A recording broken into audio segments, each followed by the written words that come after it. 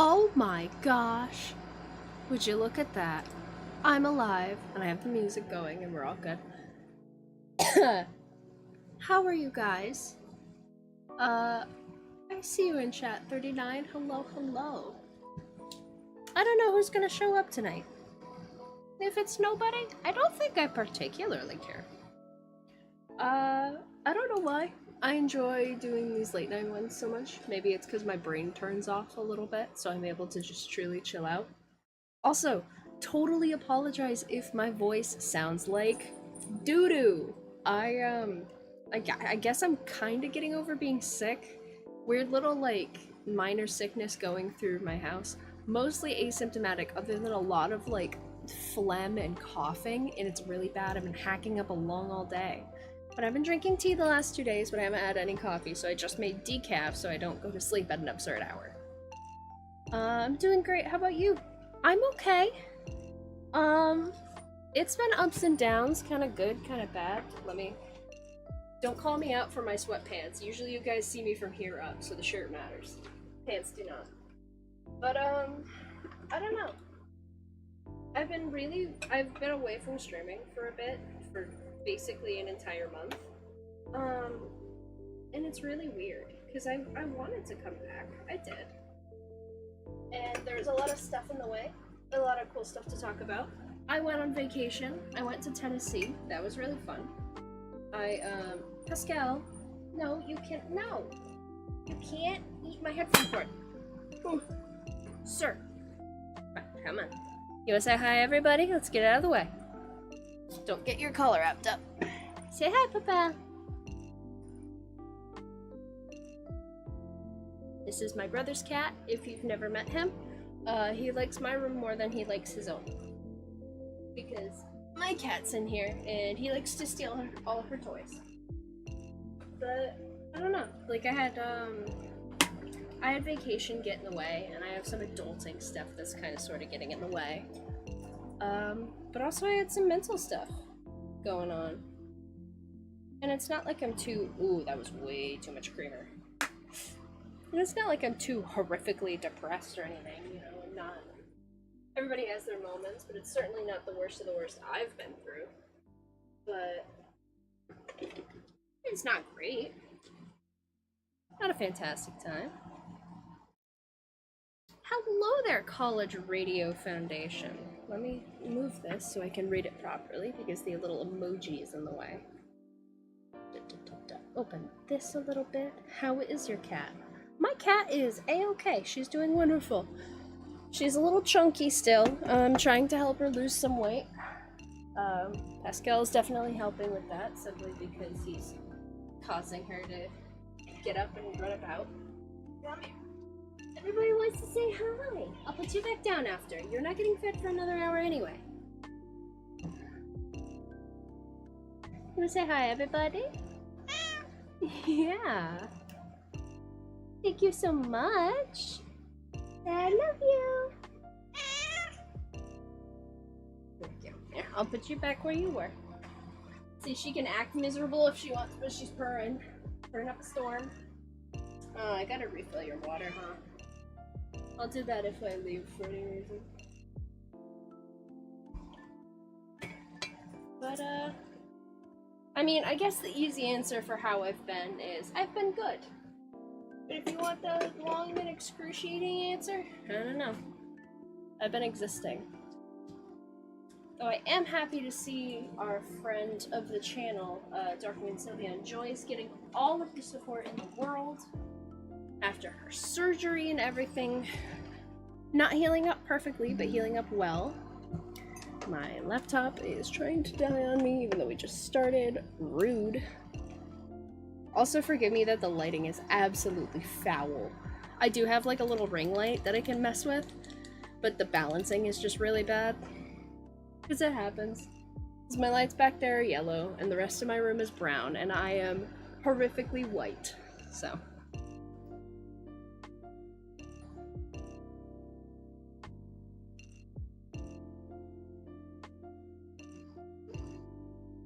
Also, apologies for, while I'm getting them out of the way, for the air conditioner in the background. I'm not turning it off because despite the fact that it is 10 p.m. my time and it is dark and has been for a bit, it is a whopping 78 degrees Fahrenheit outside, which is not great. There's a heat advisory today. It got up past 90 degrees, which was gross. I didn't really go outside today because I was feeling sick anyway, but I'm on my last race in Mario Kart 8, so I'll be back in a sec. Alright.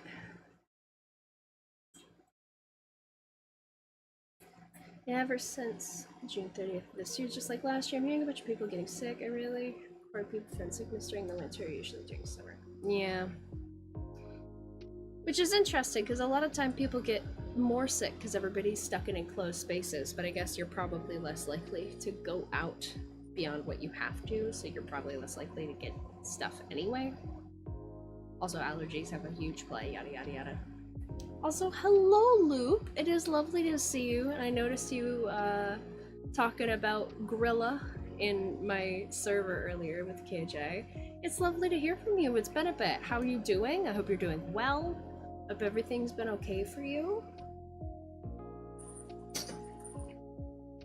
If you guys decide to be scoundrels and play around on my floor, that's fine. But if you are loud scoundrels, I'm gonna have to kick you out because nobody wants to hear hissing. For clarification, my cat hisses when she plays. Most of the time, it's not actual hissing. She's just like that. Doing good, how are you? I'm alright. I'm okay. Been better, been worse. Was thinking about how long it's been since I've streamed, and you know, figured I'd come back since my first stream before I disappeared for a month was a late night one. I figured I'd hopefully at least attempt to bring it back with something about the same.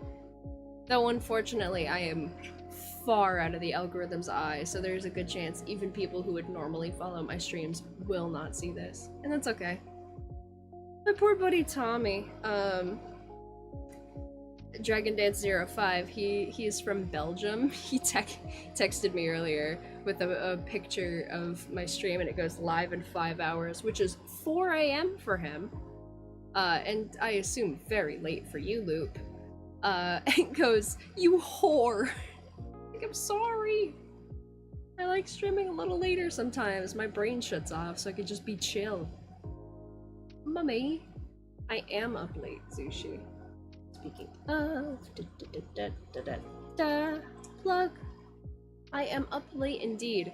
I'm gonna be perfectly honest, because I'm kind of like sickly and weird today. I spent most of today trying to sleep and failing, and I finally managed to get a little wink of sleep, quite literally 40 minutes before this started. I slept for a whopping 40 minutes and then had to get up, make myself some decaf coffee, and go about getting ready to start the stream. Which is fine. It's cool. It do be 3 a.m. for my British ass. I'd ask why you're awake. The answer is because fuck it. I know what the answer is. The answer is fuck it. The answer is insomnia. It's just try and get some sleep eventually if you're able. Raven Raid! Gasp! What a surprise! I never could have known this was coming! Welcome in, Trevor. Well, I'm glad to have you. How was Frambeau? Did you have fun? Did you finish it? I don't know. There's a chance you did. There's also a very good chance you did not.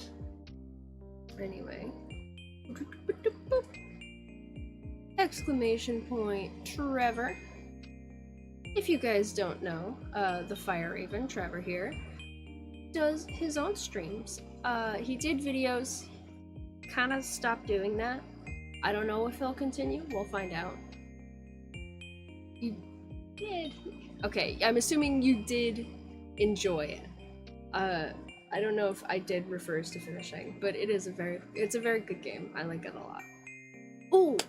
There's a game that I keep getting shown on my like YouTube Shorts feed because I'll check every once in a while because I follow like 2 or 3 people who almost exclusively post via Shorts, So when I do, I'll scroll like 1 or 2 before I exit out, and I keep getting shown this game.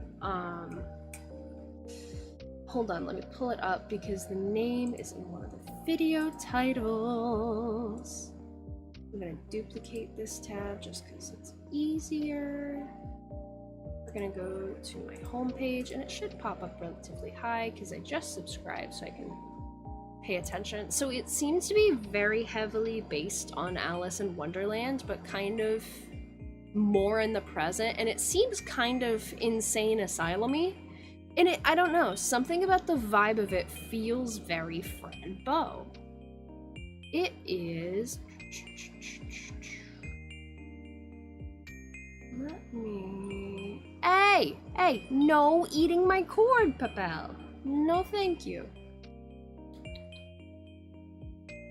Let me look at my history, it might be in there.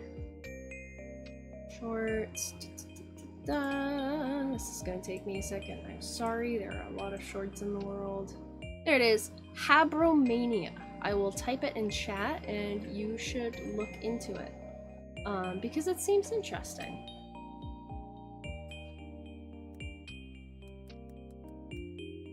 Oops, I typed it wrong. Womp. Habromania. There we go. Did finish the game. Is that a new viewer and subscriber that was active in chat but left literally like 5 dialogue lines at the end? No! Well, it's lovely that you had somebody in. It's always really exciting to have new people. I did finish the game. Yippee! Bro, was watching a horror movie and we lost power mid-movie and then the dog started barking. I would simply pass away. I would not be able to do that. That, or I just sit in the dark like, I'm in danger. For me, my summer's going well. I'm still behind on the recap due to issues with permissions and friendships. Should get it done this month. I can't wait to make a 2024 recap. That'll be really exciting. I like your recap stuff, 39. They're super cool. Oh my god, speaking of recaps and things. For those not in my server, or the latest clip you guys didn't see, even if you are in my server, Ridley keeps adding to a Caitlyn out of context compilation, and as he collects more clips, it's getting more and more cursed. It's so bad. Caitlyn stunts a new selfie. Untrue. Never. Not once have I. No. Oh, actually, now that you guys are in here, so, I was thinking, because I keep doing these late night streams, and because it's fitting, and because it's fun, and it's already in the stuff I have, I was messing with my layout, and because, you know, it's 10 p.m., it's spooky, you know what I can do? I can turn off the lights. Shink! It's dark now, it's glowy, it's cute, and the phone's still on, but with the dono rotation, shink! Also night mode. What do you guys think about it? I think it's super cute, and I think it's fun to fit the time frame, fit the setting.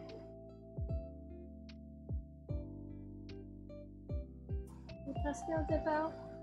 Seems like you might have dipped out. That was so nice, even though I can't play WoW SBC with me and sharing a screen circuit. Aww, that's sweet. He seems like a sweet friend. I like it. I think it's really fun. I like that it's glowy, and the fact that the phone option doesn't have like a night mode. And I mean, obviously, it's got the light on it still. I don't know. It's really cute. It feels dark. So, speaking of the weird background lighting, I've been thinking of doing something. I really want to figure out how I'm going to do it, because I need to figure out what lights are good. But I realized recently that you can see back there, the edges of my room kind of have this, like, perfect, like, lining kind of shelf thing, almost. for where I could put LEDs, and I probably wouldn't put the LEDs all the way back there, but I mean, if they were long enough, I guess I could start it back there and go all the way around. But the main part of my room, which is my roof is built like this, so I could do it around this side, and then I could line it across there. Because I don't think it would be long enough to go around the whole thing. And then I think LED lighting in here would be super nice and cool, both for stream purposes and also my own fun purposes. Because I thought LED lighting was overrated for a really long time, but my brother has one of the ones where you can almost make little custom colors by adjusting the red, green, blue through it, and then, you know, with a lot of experimentation, you can make some fun colors like cherry blossom pink and stuff like that. And I don't know. I feel like it would elevate the fun and possibly the spooky. I could have some spooky red in the background if we're playing horror games. Have a nice faint whitish green in the background, or most of the time. I don't know. Trevor, don't make it horny, man. You can't say fun purposes like that. That's not what I meant. Though, theoretically, if somebody used the Pornhub redeem, I could switch it to red as a joke, which, now that I'm thinking about it, it's pretty good. God, now that I look at, like, where my camera's pointed most of the time, now I think I should have it go back there. At least for that one singular line, so what you guys can actually see.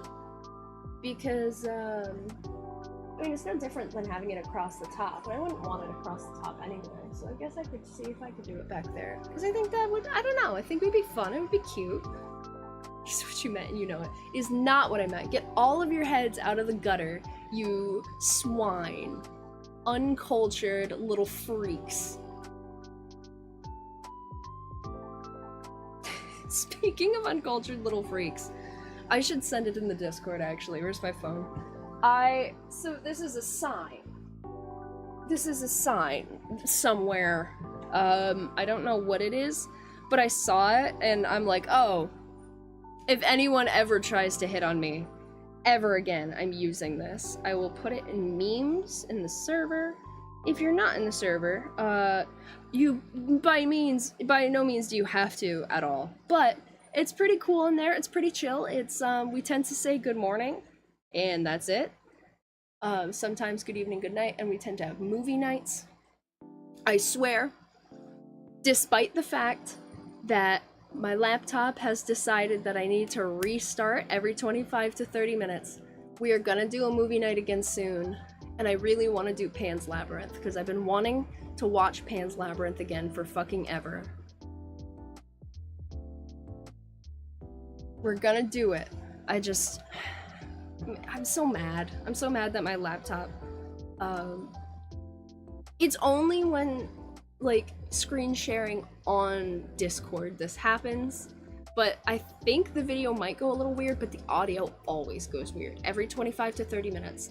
And I went looking into it more, and it seems like other people with similar internal components to my laptop, even if it's not exactly the same laptop, have the same issue, so it's either related to like a card or, you know, which is unfortunate, but we'll figure it out, and eventually, one day, when I get a nice PC, that will no longer be a problem. But it's nice to know, even though I can't fix it, it's nice to know that I am aware.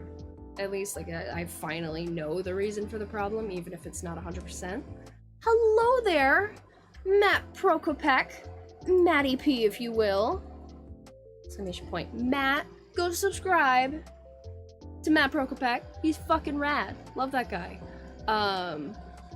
Real cool, plays all sorts of games. Just a chill lad. Ow, that is still hot.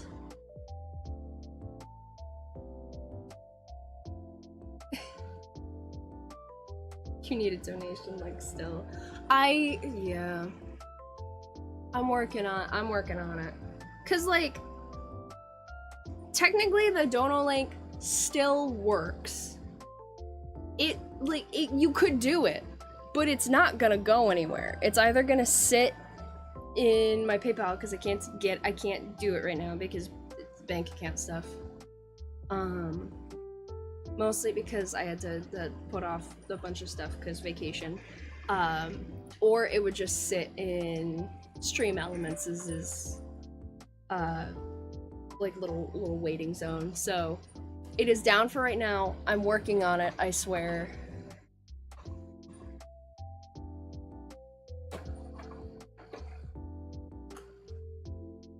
Technically, I have two.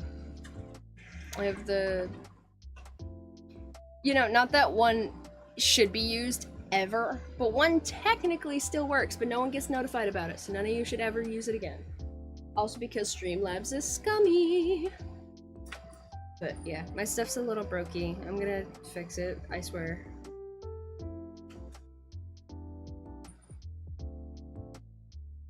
The cats are getting into shenanigans. I think Juanita has the zoomies, and Pascal is just waiting for his opportunity to strike. Never mind, he's playing with the spring toy again. They're being cute though, they're sweet. Caitlin, I almost forgot, speaking of technology and electronics, July 18th, just did, one day before I left for a 1-week vacation, I bought a Switch. Hey, that's awesome! Hell yeah! Accomplishment indeed. I'm not gonna lie, one of the most rewarding things in the world is kind of soaking in the first big tech purchase you ever make for yourself. My version of that, my first big tech purchase I ever made, not counting my microphone, because my microphone was purely for like stream stuff, but the thing I bought for me is I bought my now called MetaQuest. But because I was obsessed with VR for the longest time, and I'm like, fuck it, I need it in my life. And even though I haven't used it much recently, it was a good purchase. It's really good for socializing when you don't have the opportunity to socialize for whatever reason. It's very important, and it's very sweet. Just finished playing games with Dad since Lizzie's out of town. Bonnie has the zoomies, and I'm getting ready for bed. Oh, good luck going to bed if Bonnie has the zoomies. That's gonna go great. Ooh. Actually, you know what I just realized? I don't think I've shown you guys my new plant. I have a new plant. Hopefully it is doing okay. It seems to be growing all right. So I have my succulent, Becca, that holds on for dear life. She's very long. I have my last remaining air plant, Mark, who seems to be doing okay. And now I have an unnamed spider plant. It's just a little guy. Unfortunately, a mix of this soil being a little bit hydrophobic and just the pot being so small. I need to water her a lot, but as far as I can tell, other than the tip of this being a little dry and crusty, she seems to honestly be doing really, really well, which is really nice to see, because so far as I've heard, spider plants are basically impossible to kill, which thank God, because, you know, air plants are supposed to be impossible to kill, but I still fucked that up, not once, but twice. Third time was the charm though, Mark's still living. He's a hardy son of a bitch. But this fella doesn't have a name, and I don't know what to name him yet. I'm thinking Tom, maybe? I'm not gonna lie.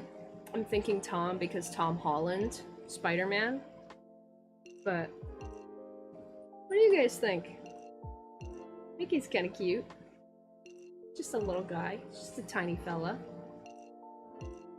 Purchasing was kinda scary, so I asked my dad to stay near me, but yeah, it was worth it at the end. Like, come on, how many 18-year-olds buy something so big? I had enough money to buy one at 16. That rules! I'm so happy for you, 39. Steve? Why Steve? Because you believe in him? I believe in Steve, grab the glory.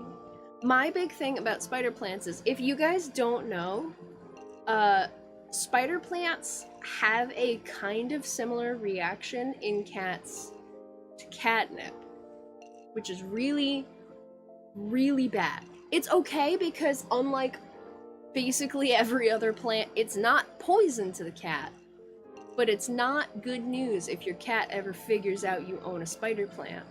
For a really long time, it was a problem that while I was asleep, Juanita would sneak downstairs and eat my mom's spider plant while the dogs were asleep. She can't do that anymore, because we moved all of them up in places she can't reach, whether she's down there or not. But that son of a bitch, the only reason we knew is we'd find like, something's messing with my mom's spider plant. That's weird. And then one day I found like one of the leaves at the top of the stairs right by my room door, which is totally not cool. Tom Holland is wonderful and so fun. He seems like such a sweet guy. And just the ongoing saga of having to hide details of movies from him so he doesn't spoil it and having little chaperones for him is so sweet. He definitely gives off prime ADHD energy, or just like that forgetfulness that I experience a lot, so I definitely relate to that. I don't know, he seems like a sweetie.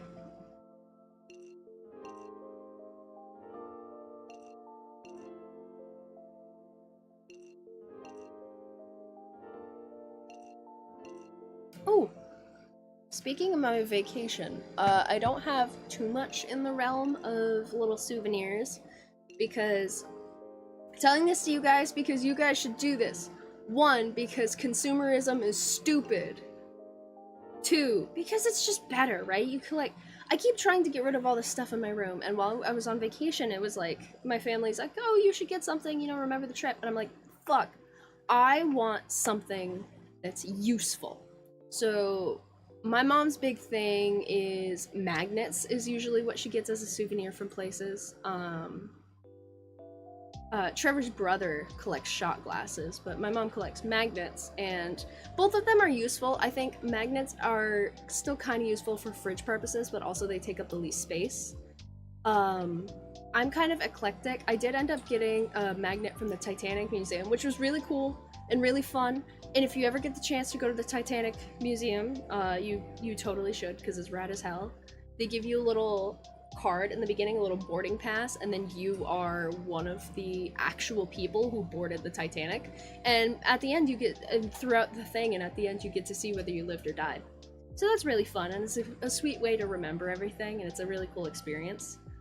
So I got a magnet while there that has the water and oil, and then the little ship in it. It has a little iceberg, so it moves around when you move it, and I thought that was really cool. And then while we were down there, we went to the zoo and saw a bunch of fun things. But one of the things I saw, which is really silly because I live, in upstate New York, kind of Adirondacks area, thankfully, I don't see bears.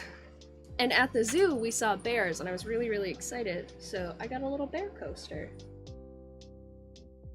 And I'm rambling, but honestly, if you're going places and you're able to travel, and if you are, I wish you all the good things in the world. Try and get a souvenir to help you sustain the memory, but that's useful to you. I know a lot of people that get shirts. I personally don't like the shirts because I don't like feeling like a walking billboard, but that's just a me thing. That's why I don't get specific brand shirts like Arrow or anything anymore. Old Navy ones always frustrated me because it just plasters Old Navy. Like, I just want to wear a shirt. I don't want to promote you. But if you like that, so be it. But coasters, things like that, really fun. If you don't have a keychain, get a keychain. Stuff like that. But I think there is a lot of pointless consumerism in the world in general, but also in the kind of tourist industry, and I get it. You want to go somewhere, you want to buy things, get you what you couldn't before, but it's like, the worst part is, I like collecting mugs. I'm trying to cut down on it. Oh, they have like the same 3 mug designs basically everywhere, especially if it's a kind of like beachy, water-based location. It's the same 3 mug designs with the respective place you've been printed on it. If you don't have any mugs, get a mug. It's useful. I think that's fine. But if you start collecting all of the same thing, it just, I don't know. It gets a little extra. I used to collect plushies, but again, I'm trying to cut down on those too. Though I'm finding it difficult, because all the ones I have left are ones I have, like, sentimental value towards. Though I can't fucking stop collecting moth plushies. Specifically the squishable ones, right? I don't have a Luna moth. I kinda want one. But I have the Death's Head moth. It's super cute. Look how fluffy it is. This one's named after Ember. Lovely friend in the streamer community. I named it after her a while ago, which was so fucking stupid of me because I did not know her that long, but I don't know, I had met her recently and I'm like, oh my god, Ember seems like such a cute name for this little fiery fucking fella, and it just stuck. And then I have Primrose, which is this fucking heifer. And surprisingly comfortable to hug. You'd think, oh no, she's too big. You'd never want to hug her at night. No. I'm laying there like this, fucking. And you can reach under the...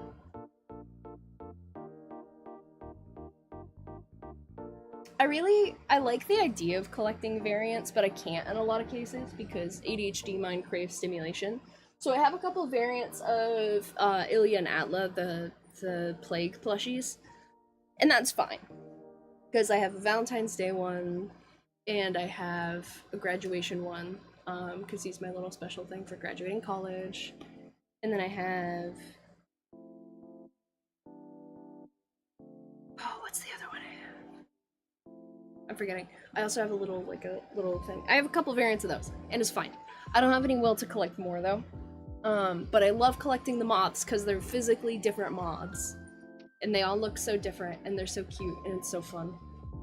Also, Project Open Squish is a fun idea. I don't know, I like the Squishables thing a lot. Because just being able to design a little thing and then have it come to life and be adorable, it's wonderful. I want the little Seraphim in the worst way, the little angel mother yucker. They're adorable.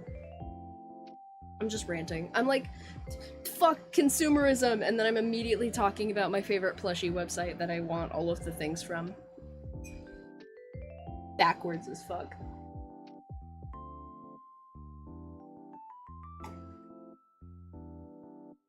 I get why things don't. Why doesn't the mug have the design on both sides? I get that it's saying morning sunshine to me, but what if I want to say morning sunshine to everyone else? Because it's ironic, because it's 10:36 p.m. in my time. Presumably 3:30 in Luke's time, and then wherever else you guys are in the world. It is... Oh my god. My throat is getting so much worse. As stream goes on, I can hear it in my voice. I'm getting, like, morning voice. It's gnarly. I apologize, but also it's hilarious. I appreciate you lurking, Matt. Love you. I hope you're having a fantastic night, and I hope you, I know you said you were getting ready for bed. I hope you get some good rest. You deserve it. Oh, I forgot how cute my little Nightbot lurking response is. You wanna say hi, everybody? I know you said hi earlier, but more people showed up since you said hi. You come up, say hi? Yeah, come here. She didn't say no, she slow blinked at me. Don't run. No. Everybody loves you, do you know that? Oh, you're purring so happy. Can I give a kiss? Oh, no kisses? No, I can't smother you on stream and love you and hug you and tell you you're the best kitty in the whole wide world?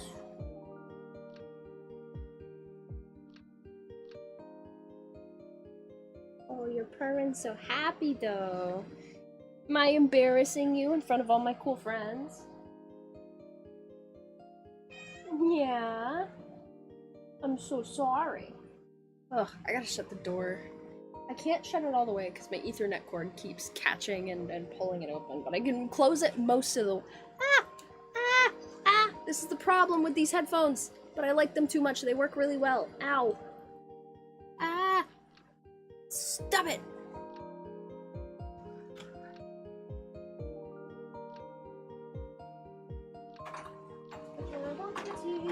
It is open enough out if you want to, but I'm trying to keep as much cold air in as possible. So if I'm gonna have the air conditioner on, I'd at least like it to be working. Speaking of my headphones, look how gnarly it's all getting ripped off and then it sheds everywhere. This is the second pair of this is the second pair of covers that I've run through, and then the rest of this is all fucking terrible and gnarly because I've had these for literally like over 5 years at minimum. I've probably they're probably way older than that, I'll be honest. I just realized that, wow. But they're still holding up well, even if the outside is shredding. All of the inner workings still work great. They're fine, they're wonderful. Sometimes the like coiled phone cord can be a little annoying, but the fact that it's so long is also very convenient. When I have to go reach something across the room and I can just ignore it and go get it.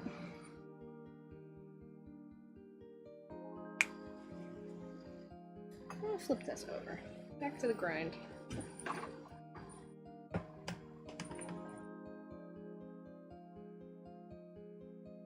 Pascal, would you like to leave? Oh! I was just luring Juanito over so we could tackle her. What did I do on vacation? I'm gonna talk about it. This is all about me right now, because no one else is talking, so... Fill the room, baby! I said I went to the zoo, which was super duper cool. Went to Ripley's Believe It or Not Aquarium, which was really, really nice. I have two main objections to the Ripley's Aquarium. One, it's not necessarily the fault of the aquarium itself, but fuck, it was so goddamn crowded. Two, there was a stark lack, and Trevor's gonna think this is silly, I'm complaining about this again, because I've complained about this like 3 separate occasions. Not enough informational plaques, alright? Not enough informational plaques. So, they had so many cool fish and cool things and so much open wall. When I tell you, like, there are giant walls between the things of just nothing, there is so much space to put an informational plaque right there. What they opted for, instead of having the wall-based plaques where you could just have a light there, is they had the, like, electric rotating kind of plaque thing going on, and it's not just like they'd have it for one fish, because you say like this tank over here has like 4 different kinds of fish in it, and then like 2 anemones or 3 anemones or something, and like coral.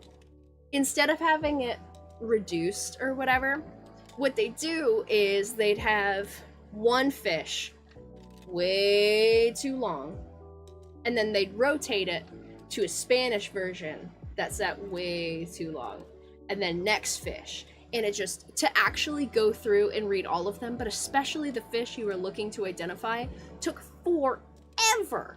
And with how absolutely fucking crowded that place was, you couldn't sit there and wait to read that. You had to get going. And I really, really, really like that they had the translations on there. I love that they had a translation at least into Spanish. But, you know, it'd be faster. It usually wasn't that much text. Either have it in slightly smaller text on the same thing, or if you need it, if you want the informational ones up there that bad, have the English ones in solid plaques that you can read on the infinite wall space. Because they had a couple solid ones, but there were a lot of mostly electric ones. And then just have like the rotating Spanish one if you want that to be more accessible for people who are sitting there. That would work too, because that's still less time. But if it's 2 slides for each thing and it's sitting up there for ages, you're never gonna get through anything. But otherwise, it was really, really cool. I was really excited because, for people on my Snap story,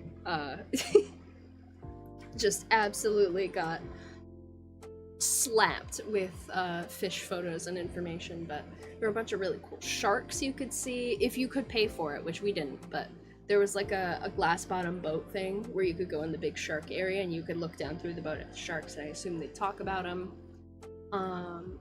But they also had this tunnel, and you could walk through the tunnel if you wanted, but they also had this very slow moving ramp thing that would take you through the tunnel, and that's where all the sharks were, and it was one of those like big dome ones, and you could look up, and every once in a while they'd have a solid black. No electric ones in there. But they had that, and it was really slow moving, slower than you would walk, so you got to really experience it and enjoy it, and it was so cool. And just to see them right above you was so fun. And they even had a little plaque that was like, the scratches on the dome right here are from this date when there was a shark attack. Because I guess one of the sharks decided to attempt to escape prison, or really didn't like someone on the other side and tried to, you know, break through the dome. So that was really cool. There's a lot of cool stuff in there, and it was really fun. I was very, very, very excited to see a mud skipper. If you don't know what a mud skipper is, it's a fish that can walk on land and live on land for extended periods of time. They have little, like, their flippers are kind of lower down, and they function kind of like feet, and they can drag themselves. They can like army crawl across the mud. They're super cool. They're kind of gross looking. They're really amazing. I love them a lot. And I'd never seen one in person until that aquarium, so that was really, really cool. We also went to the Believe It or Not. I've been to like, I want to argue like probably 5 of those ever, maybe more, so. How are there so many shrunken heads? How did he collect so many? I really like all of the stuff in the Ripley's Believe It or Not, but I get really uncomfortable looking at things made of human remains. It feels not fair, especially things like shrunken heads, because it doesn't matter how cool they are, like that was a person. That was a person. And it feels disrespectful to display them like that. But there's a lot of beautiful works of art that end up in Ripley's Believe It or Not. A lot of stuff that were like submitted by their creators, or like the mailing contest stuff, and a lot of cool facts, and a lot of just beautiful, beautiful art pieces, like a giant castle made out of matchsticks. There's almost always like a beautiful, beautiful, extensive, intricate carving made out of some form of ivory. One I saw was from like a big tusk. Another one I saw was from camel bone, which was really, really cool. There's usually one version of a gorgeous bone / ivory carving.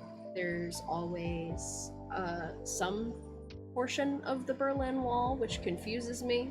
Like, how legitimate is that? I need to look into that. But they're really fun, and I recommend them if you can. They usually also have a bunch of interactive stuff. And they're different. Whenever you go to a Ripley's, it's different. There are things that are kind of the same throughout, but there's always new things to explore and learn. And that's really fun. And this one seemed to be kind of heavily leaning on stuff people had sent in for the mailing contest and things people have done. And there was a lot more of, a bit more of the quote-unquote modern stuff, which I thought was really nice, and that a little interactive space exhibit thing. It's a good time. So did those, went to the zoo, went to the Ripley's. What else? I don't know.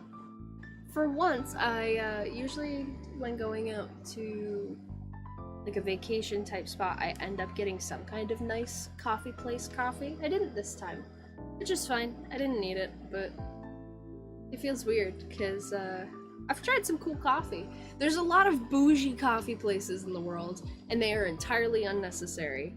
But lavender lattes, or at least the one I had in Chicago, was really good. There's one kind of near where my aunt lives. It's this really, really tiny coffee shop, and it's kind of expensive, but it was really bougie and delicious.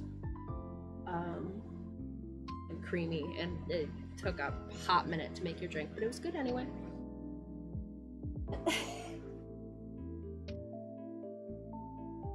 Why are you like this?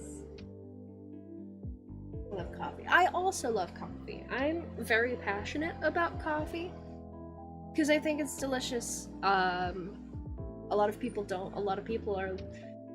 There's, what is it, the fucking Pete's Coffee ad that they made recently that keeps popping up on my YouTube whenever I go to watch something. I think that shit is so funny.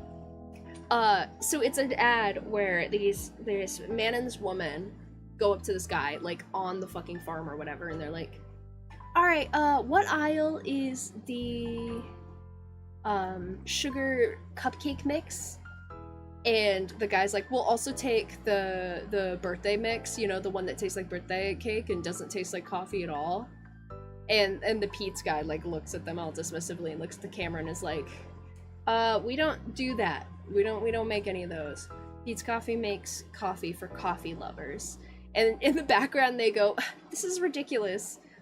Can we talk to a manager or something? And then the ad ends. It makes me giggle every time because America specifically has this insane coffee culture where coffee and that caffeine is so important to, like, work life and social things that people will drink things that are so fucking taste removed from coffee. It's not even coffee in the first place, but pretend they like coffee.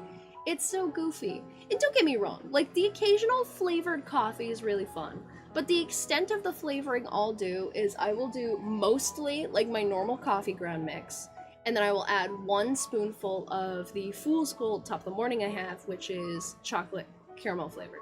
So what that does is it adds, like, a slight aroma, slight flavor to it, but it still tastes like coffee. Most of the time, I don't add basically any creamer. I might add just a little bloop, and I add milk to cut the bitterness. So many people are like, oh, yeah, I want coffee. Let me get, like, 6 pumps hazelnut, 4 pumps vanilla, 8 pumps caramel, and then by the time you get it, it's a milkshake, man. That's just a milkshake. America has a culture for working crazy hours while glorifying the torture of 60 to 75-hour work weeks. Absolutely it does. It's terrible. A lot of the social media spaces I tend to stick around are really, really trying to push, like, universal basic income. Because, you know, other places have made it work, and it's really important, and it's really good, and it would dramatically improve so many things for so many people, and not just the, like people with disabilities. And the thing is the main argument against universal basic income is like, oh, people won't work. They'll just sit on their ass and do nothing. It's not true.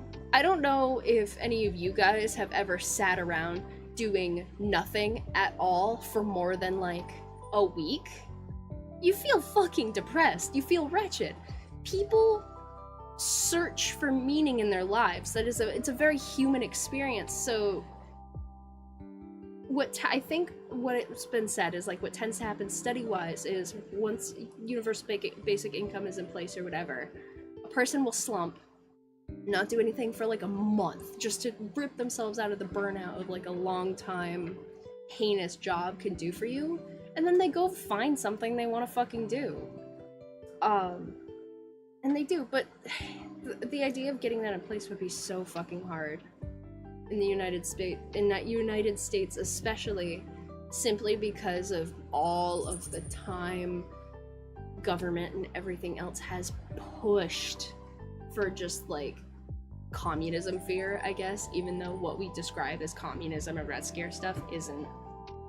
It's not even what communism is, but, you know, God forbid someone Google something correctly or pick up a textbook. What about Starbucks? Also, is vanilla frappuccino considered coffee, or is it just frappuccino?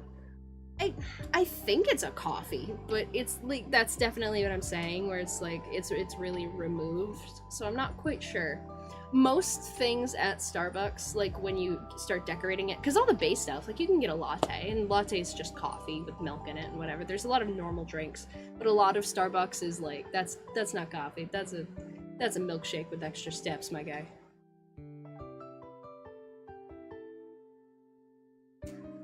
Unfortunately, my job has me working limited hours and days per year, so we get paid more according to offset that time and the stress of the job.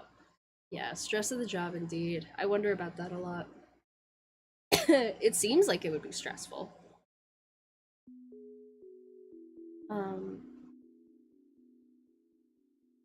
But I don't know, there's so much that needs to change and so much work that needs to be done. And I don't know what it is about people in the modern day, in America specifically, because, you know, I don't know about the rest of the world, but in the US, like, people just don't want to do work to learn things. It's horrifying.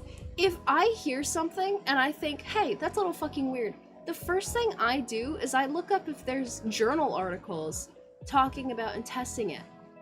Even if I don't read through the whole article, if I see 2 or 3 talking about it and like I can go to the results and be like, okay, we found this, this, and this. I'm like, okay, no, this is a real thing. Or usually if there's at least like several sources talking about it, right? People won't even do that. They won't even, bare minimum, look something up and see if there's 4 search results that say roughly the same thing from different sources. That's mortifying. The amount of times, like, simple disagreements could just be wiped away if you just fucking Googled it. Though I will say Google is becoming more and more useless as it's clouded by AI. If you don't have the add-on on your computer, laptop, whatever, in your browser of choice to automatically set Google to have the add-on thing at the end that removes the AI bullshit and the short bullshit, do that. It's U equals a couple numbers. Very helpful, very nice. It's what Google used to be before it had like AI result, sponsored result, sponsored result, real result, sponsored result, real result, sponsored result. It's terrible. If the car that was lit on fire hurt someone, or the blank firing weapons we use harm someone, my name goes on the lawsuit and safety penalties. It's super stressful. Oof. People don't know how to look up their own research. They just trust the one source they hear things from. Super annoying. Here's when we learn to use multiple sources for papers. Exactly! Also, the amount of people who will hear one thing from, like, one source on Reddit, or, God forbid, TikTok. I don't use TikTok. I used it for a little bit for a very specific niche interest I had that I didn't really have another place to look for stuff. And then I got rid of it, because I don't need it, and it takes up a bunch of time, and it's stupid. The amount of people who will hear something in a TikTok video that is just straight up not fucking true, and then take it as fact and fucking throw it up every location they can, and then they get angry when you tell them, that's not right, and they're like, well, I heard from TikTok. From who? The guy who claims he's a vet tech and then fucking is found out to be a liar? There's so many people who claim to do jobs that they don't, and people just spread insane misinformation for fun. Like, don't trust TikTok, or at least if you hear something from TikTok, look it up, corroborate it, something. You can't just hear something once and take it as fact. It's absurd. It's so frustrating. It makes me so angry. Hey, Scout, can I help you, little man? It's like breaking in the door, even though he left. He chose to leave. I never use TikTok and don't plan to. Good. There's some funny memes on there, and there is some good information to be learned, and I think, despite all the bad on TikTok, I think the good thing of it is for the most part, right now is uncensored, which is why the US government fucking hates TikTok, because they can't control it. So things that come out about our government or things we're doing in other countries that they didn't want us to know spread like that. That's why they hate it. Like, I know there were, when the fucking like riots in Paris were going on that weren't being covered anywhere, the day they happened, TikTok fucking was spreading it like crazy. The way of spreading news uncensored by US government is really, really important. But God, the rest of it's so fucking stupid. And it's worse now that AI is a thing, now that you can generate like crazy AI images, especially ones that contain real people and look kind of legitimate now. The ones where you can generate AI video, horrifying. I don't like AI video, not one bit. It's the worst. It's like with that boxer at the Olympics right now, it's so easy to spread information nowadays. People do that with news media. Also, I have a couple family members that believe what they hear without research and causes arguments. At least it's entertaining. My father loves to watch Fox News. And he's the kind of person you simply don't bring up politics around, because he will bully you into silence. Fucking hate Fox News. God, just look something up. News sensationalizes everything, and I know if you hear it on the news, you want to believe it so bad. I will catch myself not looking up stuff on the news, though I almost never watch the news. Just because, you know, you don't have enough time in the day, but if it's important enough, you're gonna repeat it somewhere, at least give it a quick Google search, something.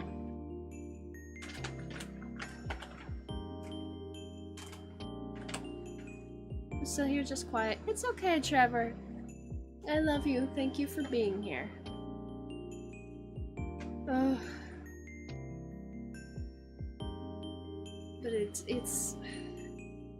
it's unbelievable to me how little people care, how little people read. And I know I grew up reading, so I have a very specific love of it. My parents definitely fostered a love of reading in me from an early age. Like, I was asking to read James Patterson at like 11 years old, and even though I was at the reading level to do so, my mother wouldn't let me because, you know, inappropriate themes. And stuff like that. And I still have a lot of books, and I have a lot of trouble reading, but that's mostly related to like modern life, not enough time in the day, ADHD problems, unless I don't like reading problems, because I still really love reading. I keep getting new books. Trevor, stop getting me books. I have a to-be-read list that's a mile long. I already started, what did I start recently? I'm like halfway through Bookshops and Bone Dust, which is a really cute read. It's very cozy. I started 20,000 Leagues Under the Sea, which is not an easy read, but it's a very fun read thus far, even though I'm not that far in. The one I have is annotated, which is really nice. I started, what else did I start? I got the Book of Bill recently, my fucking Gravity Falls fans. She's beautiful. I love her. I have not gotten through her yet, don't ask me about it, but I can say I've gotten through a couple of the major puzzles, which is really fun, and as you can see, I have hey, no, hey, don't eat my phone cord! Or my phone cord, my headphone cord, no! Yow! But as you can see, I have started decoding. This is like in the front cover, where a bunch of codes are on the side and shit. And some of the codes are stupid, and some of them are fun. But I think my favorite thing, I won't show you too much, because if you're a Gravity Falls fan, you should absolutely get this fucking book, because it is gorgeous, it is wonderful, it is beautiful. But there is a book section, or there's like a page in here that talks about codes. And it is, okay, so it's after Silly Straws. Deja vu, okay. Silly Straws is a really easy page to find. Where is Silly Straws? There it is. Codes. It has all this, and then it says... it's fine, I didn't need those. This book has no codes. I do want a library, I do, but I don't have space for my library yet. I have so many books under my bed in boxes right now. I have a giant full bookshelf over there, and I have like a half full shelf over here, along with all my other stuff. We can continue filling my potential future in-house library when we have the shelf space. But right now, we do not. I don't need the books yet. Let me read through some of them. It's okay. She'll never stop. You need to stop. It's called motivation, indeed. Pascal, don't you dare try and get on my desk. I will kill you, little man. Okay. Don't. No. You're not allowed on my desk. Criminal. I think he's trying to sniff at my pop figure. I brought him out for the adventure when I was looking through this stuff. There you go, you can sniff at him. Dipper points, points. But the book bill is really cool. It says on the front, travels to dimensions meant for older readers. It doesn't even swear or anything. The only reason it has that, according to Alex Hirsch's Twitter, I believe, is Disney said it needed that for some reason. Apparently, it's too scary. The age he had set on it was somewhere between, like, little baby kids might be a little spooked by it. But it's young for you know, old adults. But it's perfect for you. So like 16 probably. I still like it though. I think it's cool. I've been a longtime fan of the show, and there's a lot of really fun stuff in here, and just the design of all of it is so unique and cool.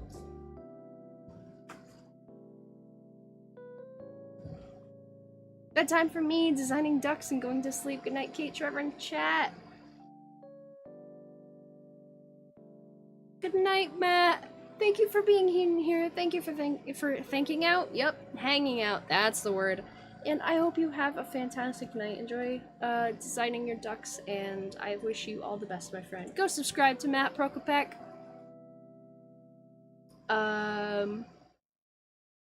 I think I have a second command for the other channel. Matt has 2 channels, if you didn't know.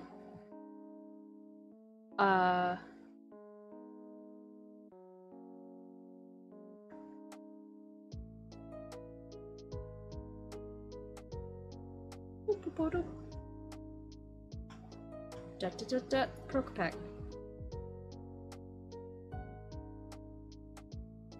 Here we go. Amazing, Matt Prokopek. Wow! I'm so bad with my own commands, it is insane.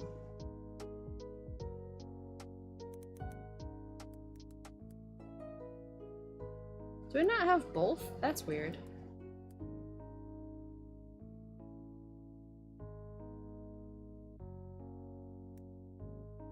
That's odd. I had a Matt command, and I think I had a Prokopek command. Why don't I have both?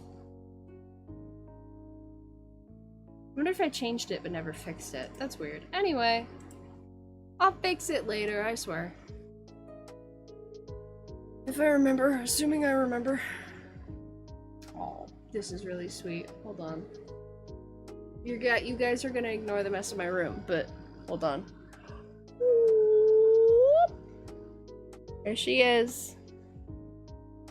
And you can't see him, he's too low. They're just hanging out on the side of the bed, being a couple of cuties.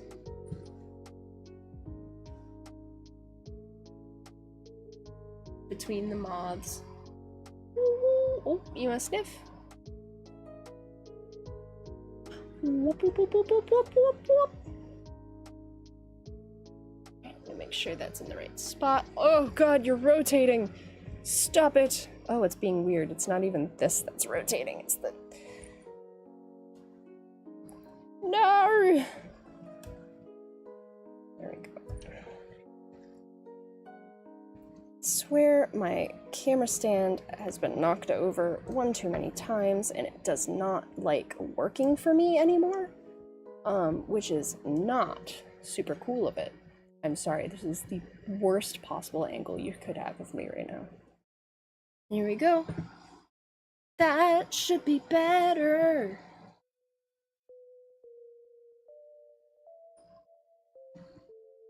But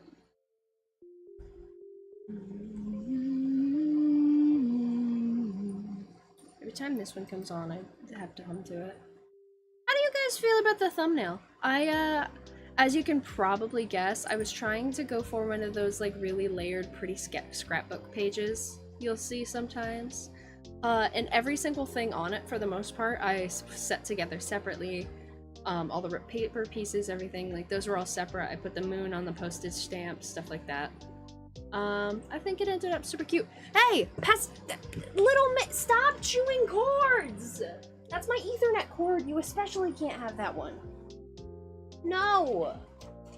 Prison for 1,000 years. Say goodbye, everybody. Say bye-bye. I'm getting kicked out because I'm being a little naughty boy. And Caitlin can't focus on keeping him out of mischief.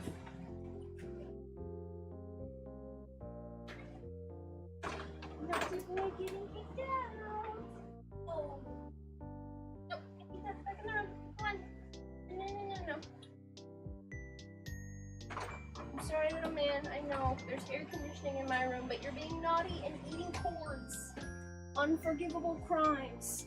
Not only because cords are important, but because electricity is dangerous and I do not want you to get murdered. I don't think Rat would appreciate his cat passing away because he was a dumbass eating cords.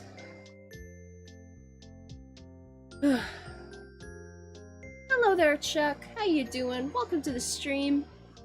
How is your night going? It's a hell of an outfit. Hey, don't make fun of my outfit. I said it earlier. You guys only ever see, for the most part, you only ever see this up. So the shirt matters, right? I just had the sweatpants on because they're comfortable and this is what I was napping in. And I didn't want to change into like shorts or whatever when you guys weren't going to see it 90% of the time anyway. What's it matter? Ooh, kicked my headphones. There we go. Maybe move myself up a little bit. Got to be on stream. How are you? I am a-okay, you know. Ooh, itchy nose. Other than the fact that I'm kind of getting over like a weird sickness, I'm having a good night. I'm hanging out with the friends. We had some cool people come by. We have Trevor in chat. We had Matty P. He just left. You know, some of the fucking coolest people in the world end up in my streams. I don't know why, because I'm a fucking nerd. I am a fucking loser, and every moment you guys hang out with me, brings me immense joy, and I need you guys to know that. That's very important to me. This channel is nothing without you. That's why it's the Bouquet. I am not the Bouquet. I am Lovely Fire. I will give you that. A lot of people call me Fire. I think it's a cute nickname. It works out. But you guys are the Bouquet. I'm just a flower. I'm just one of the many beautiful individuals that make up the Bouquet. I just happen to be the first one. Which is also why I like asking people what everyone's favorite flower is, because I like imagining what the bouquet looks like. I think at some point I would love to I would love to do like a little community post thing asking what everybody's favorite flower is or what flower they are in the bouquet, and get a big list of all those flowers and see if I could either digitally make a bouquet or, you know, eventually, like, even if I go to like a fucking grocery store, you know, make them and just make the bouquet and have it and have a cute little picture of it, because I think that would be really sweet. I think that's a really fun idea. White roses, that one's yours? That's a really interesting choice. Not a lot of people like white roses. A lot of people like roses, but they go for the typical red rose. I myself really like red roses, but my favorite flowers are actually forget-me-nots. I think they're a beautiful blue color, they're really small, they're perfect. I think what they represent is really meaningful to me, and they, at least the wild ones come back every year, and they seem to come back every year stronger. And, I don't know, it's very meaningful to me that they're like, I refuse to let you forget me, I refuse to be abandoned, I will come back every year and let you know how much I love you. And I think I don't know, it's sweet. And I also like daisies, because daisies are my mom's favorite, and I think they're very pretty.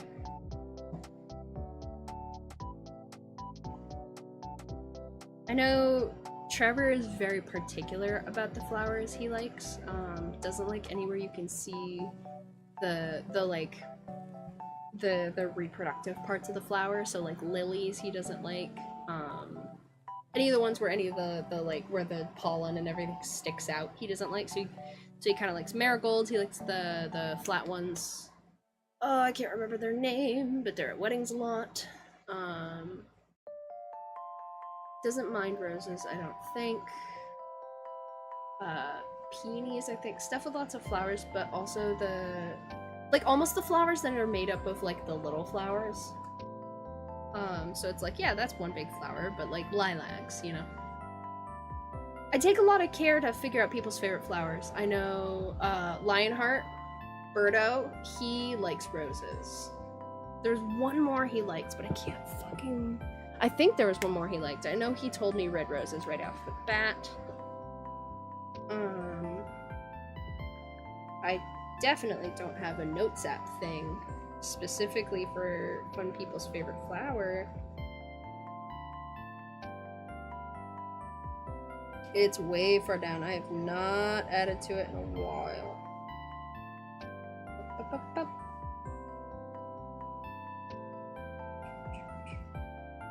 Dahlias, that's what he likes. He likes dahlias.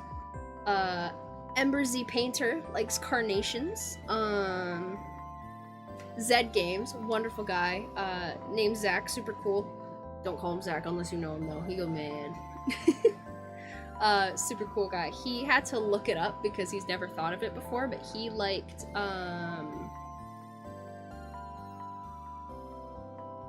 the jade vine flower, but Zen Raid. Whoa! Well, hey, welcome in. Ignore the first one. That's really funny because I was just talking about Zed Games. Welcome in, people from the raid. Welcome in, Red Yoshi. Welcome in, Captain Alex Sus. How you doing, Alex? How you doing, Yoshi? Welcome in, welcome in. How are you guys? Avery. Yaptama. That's nice. What the fuck is up, fellas? How you guys doing? Zentama is a lie llama raid. Welcome in, Madman Microwave. Look at all you guys in here. I do have a Zentama command, right? I would be a very not cool person if I didn't. Do I seriously not have a Zentama command? Holy shit.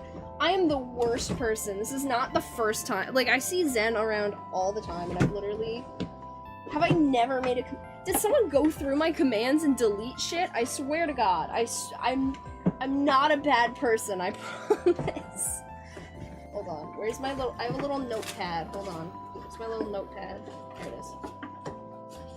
Ooh. Ugh. Hold on. Da, da, da, da, da, da. There we go. And then...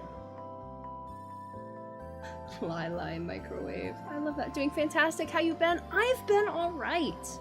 I have been off at least the streamer side of the internet for a hot minute. Welcome in, Zentama. How are you doing? Trevor, if you could do me a favor and get Zentama's link and plug it for me. Hello, Omji, you're on. I am. Hello, Casey Jones. How are you? I do remember you, despite the fact how I just said your username. I'm just used to your other account. Long time no see. Indeed, indeed. It's been forever. It's been forever, indeed. All right. Must do. I'm making Zen. I swear I'll make you a link. I don't know why I haven't done it before. I swear. I had commands. Like, Did Nightbot go in and purge them? It's so weird. I had so many commands for people. I know for a fact I had 2 commands for Matt Prokopek, and one of them is missing. And it's fucking weird. But I'm gonna make you a link after stream, I promise. SpongeBob. My eyes! Thank you, Trevor. But it's lovely to see you guys. It's so cool. And while you're here, I know I have a command for Avery. And I believe I have one for microwave. Yeah, I have one for microwave. Da da da da da da.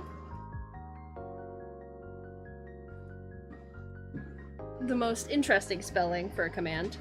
Did Al pop into stream? Not mine, no. Not that I know of. I don't think Al's popped through. Why?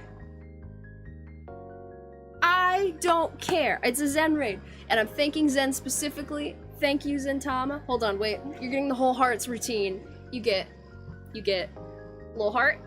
You get normal heart. You get crab heart. I think crab heart is one of my favorites. You get swans. And you get Big Mama. I appreciate you. But all you guys are content creators, and I'm showing you guys the love because I haven't seen half of you in ages because I fucking disappeared from the internet for like a month. And I mean, I disappeared from streaming for a month, but I haven't been on anybody's streams for longer. So I don't know. I appreciate you guys. I love you. Thank you for being here. Thank you for hanging out. Crab heart is crazy. Crab heart is my favorite. Honestly, when I eventually unlock members, I think I would love to get... I'd probably do it through Ember, because I think she'd do a really good job, but I'd love to commission, like, a little crab heart. I think that would be adorable. It's all good, girlie. Sometimes you just need some me time. Yeah. I don't know, because it's so funky, you know? The community is so big and so wonderful and so full of amazing people, but every once in a while I definitely get that paralysis of like, oh, it's too many people, oh, what if everyone hates me, oh god, and then you'll never see me again. Thought I unlocked members already. Nope. I have never unlocked members, unfortunately. And that is because I do not ever have enough watch hours. I have more than enough subs, but you need like 3,000 watch hours per fucking year's worth or whatever, and I don't stream enough, and 2, even when I am streaming really consistently, like, it's so much of a grind, because I only stream for like 2 hours at a time, and like 8 people show up, and that's fine. I love all of you. I never want anyone more to show up than is willing, but I think by that standard, it'll be basically impossible for me to unlock members for a long time. So that is an eventual dream. I am gonna write down Crab Heart Memby emote though for another time.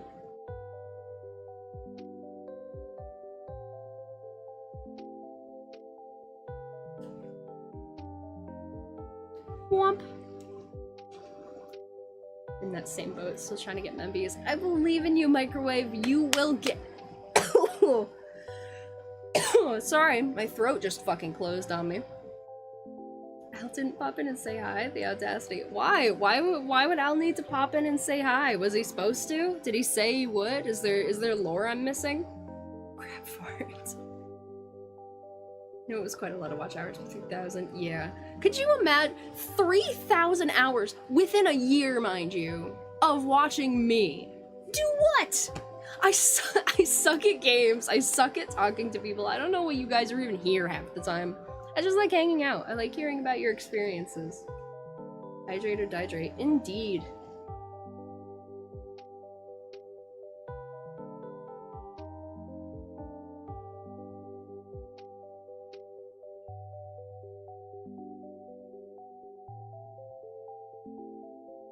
Trevor, hush. Untrue. Y'all watch me be a scoundrel, or watch me be absolutely unhinged, because, you know, despite the, like, super green, cutesy fashion I have most of the time, ignore the pants, I really say, I didn't realize it recently until Ridley started making his out of context clip compilation. He keeps sending me updates. I say the most out-of-pocket shit. I don't even know how long ago it was, but there's a clip that I got sent recently of when KJ was over and we were doing a stream at my house here, and we said something at the same time, and I go, Jinx, you owe me a blowjob. Like, oh, I said that, didn't I? Though that was words that came out of my mouth, and that's on the internet forever. So bad. 6th the way to the Watch Hours Globes. Take a miracle. Hey, you get there eventually. The funny thing about sub counts is, like, don't pay attention to it, man. It does not matter. It never matters. What you do is you find something you love doing and you keep doing it. Because if you genuinely have passion for what you're doing, no matter what it is, people will come. I definitely noticed that even though more people tend to hang out when I do the vibe stream thing, and that's the thing I started out with, like, when I'm playing games, people will hang out if they see you're passionate in something. Like, the games I love playing the most are usually the ones people like watching, because, like, you can get that energy out of someone, and it's super important. Like, fucking calling you out because you're here, you're around. Whenever Avery plays a game, it's always so fun to watch because it's funny and it's entertaining, but also, like, the heart's in the game. As far as I've seen, I don't know if Avery's played a game that he just doesn't fucking like. Which is good. Don't play games you don't like, especially if it's like, oh no, it's popular, I need to play it for views. Fucking don't. It's not worth it. None of this shit matters. Do you know how much of a miracle it takes to get in the public eye and do, like, streaming and video making as a job? Also, it's so hard. Like, it's easy, but it's hard. It takes a miracle for that. If you want to aim for that, if you want to grind for that, I mean, that's your quest, but personally, don't. It's not worth it. And it takes the joy out of what's ordinarily a really, really fun hobby, you know? Overlay vibe is really well done. Love the light green on the chat box. Thank you. I have my night mode on. You guys haven't seen this, so if it's like, oh man, everything looks so weird, that's because it's 11:25 p.m. and it's night mode. But we also have Dota Backer day mode right here, and then we have day mode, but it's night mode. Stop! Don't butter me up. Exactly. It's an adventure, not a race. And it's just way more fun when you see people doing what they love. Like, even if I look at something and I'm like, not my cup of tea, if I see someone genuinely enjoying what they're doing, I can't help but take a little joy from that inherently. It's so worth it. I need to do that too. I need to keep playing games that I enjoy, even if nobody else wants to watch them. So, like, at some point, again, I'm gonna start doing on, like, Mondays, because I was doing that before. I want to start doing, like, dumb dating games. I love them. They're so stupid. I still need to play the Colonel Sanders dating sim. I keep getting clued into, like, other weird dating sims. And, like, other weird, I love meta funky games. Like, Doki Doki Literature Club a while ago was, like, the first into that section. But I really, really, really love ones that have come out, like, Buddy Simulator. I needed to play through again and get the good ending. I don't know if I'll do that on stream, but I'll do it at some point regardless. Kanito Pet came out really recently, and it's supposed to be like a little desktop pet that's alive and freaky. Love that. I also love that they have a streamer setting now, because that game will dox your ass. I'm sorry. No, what the fuck? Roll that back. Dead by Daylight has a dating sim? No, you're fucking with me. You're not serious. Looking this shit up.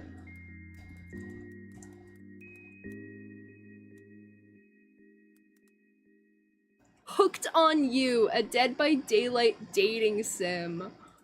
Oh my god. Wait.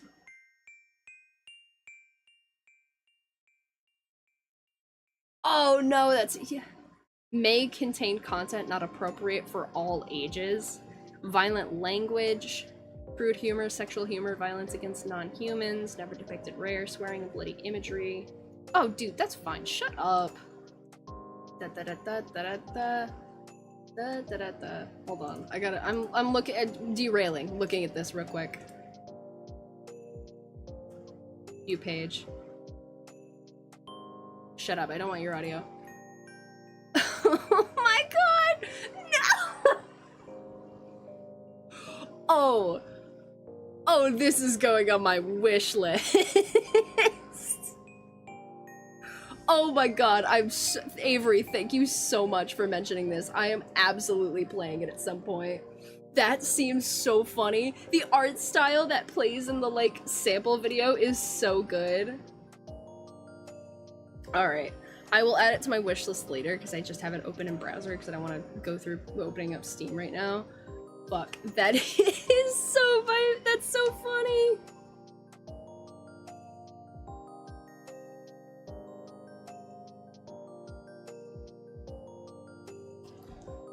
Oh, I love that. That's so good. There's one that seems kind of good, actually. I got clued into recently from some friends that follow some other ones that I like. It's called Mushroom Oasis. It's like the main guy is like a mushroom fungus guy. It seems cute.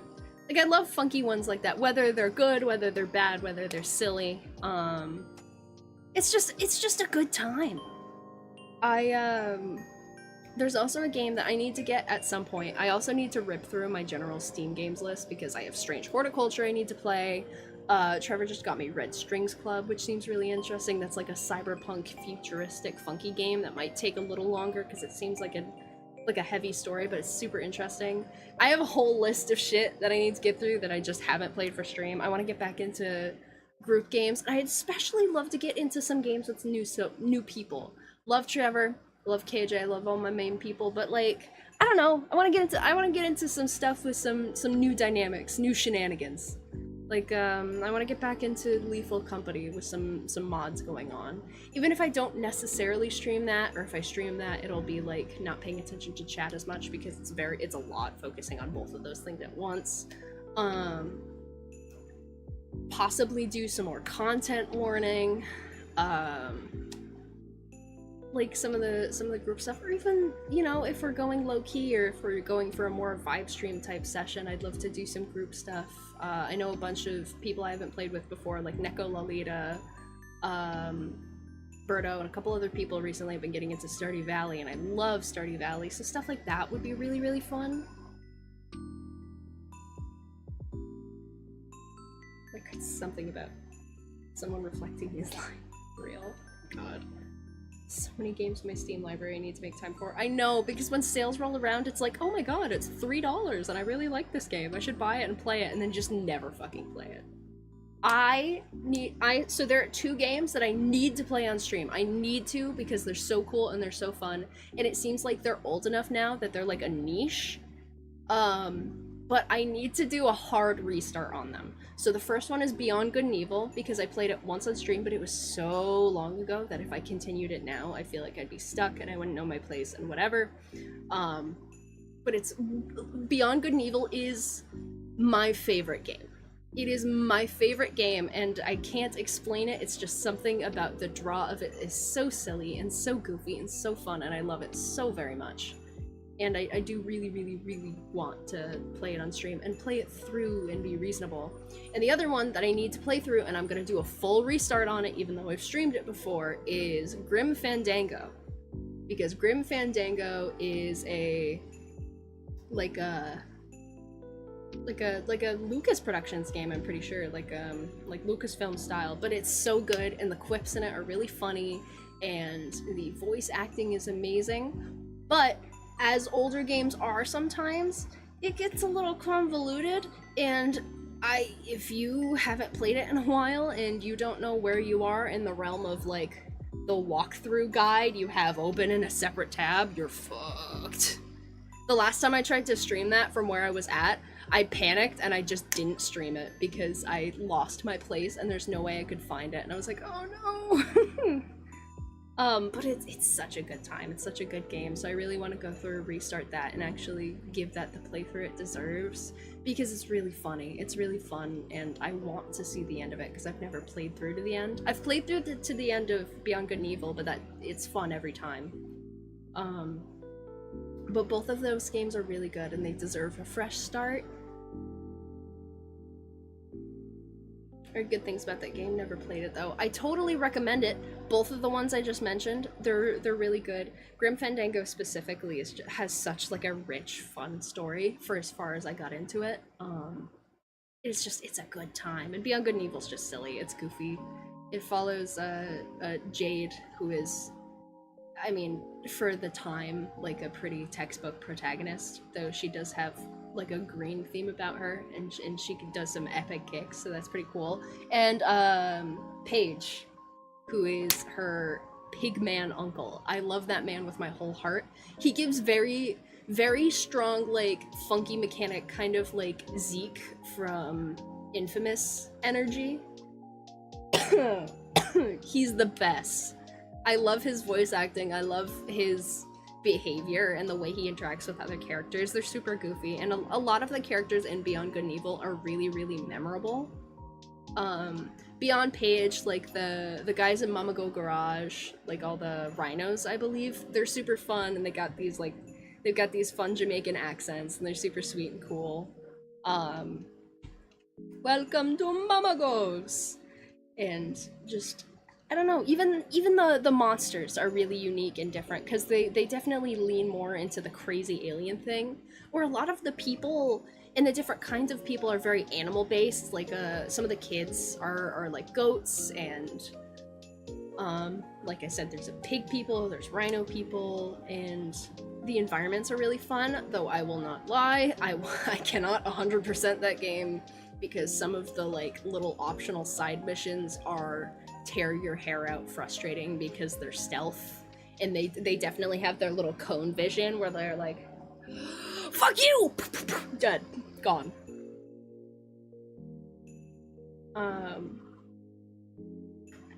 I love those games so much. I need to make time for them. I really, really do. I honestly wonder if I should start streaming later. Because, I mean, a lot of people stream later, it happens, and I don't always have the energy, but my thing is I think when I'm streaming later, it's more of a chill vibe, it's more calm, it's more casual, but also it's, I don't know, it's more free. I don't have to worry about, like, wasting the day away. I just have to worry about how much sleep I'm gonna end up losing, which, like, whatever. I don't care, I can deal with it. I need to work out a schedule again. Really do.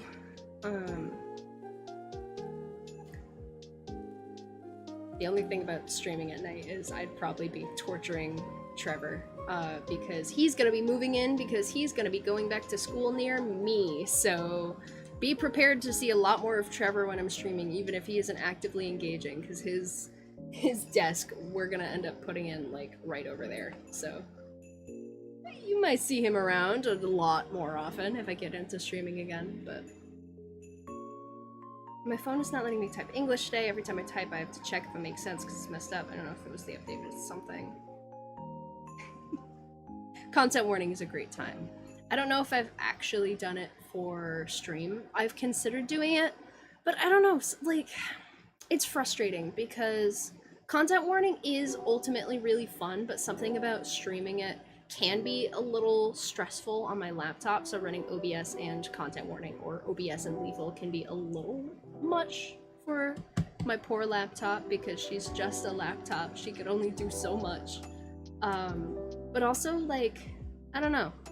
Sometimes it feels like it upsets the dynamic if you're streaming, because you get into streamer mode when all of the best, most organic, fun stuff comes from being in just hanging out with friends mode. So I don't know. I might stream it. If I do, I'll probably do the same thing as I do with Lethal, where I just really don't pay attention to chat all that much unless I've died or something. But we shall see.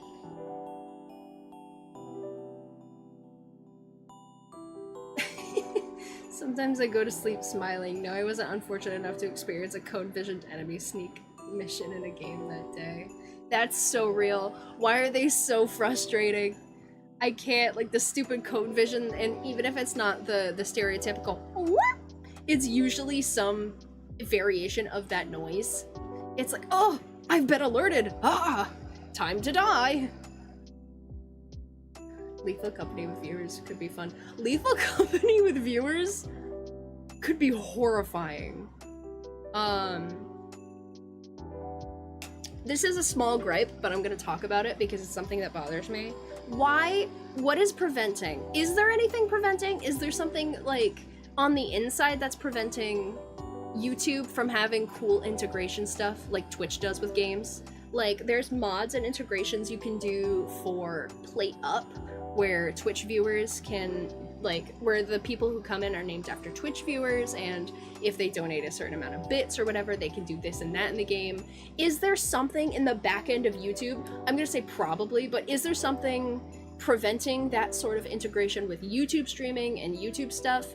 And can it be worked around or through? Because there are so many cool Twitch integrated fucking games and mods and cool things that we don't get, and it makes me so angry. I watch Hertz VT on Twitch, and he's got a thing that essentially you can you redeem a little thing and you get to fish in this little thing. You can get it on Steam.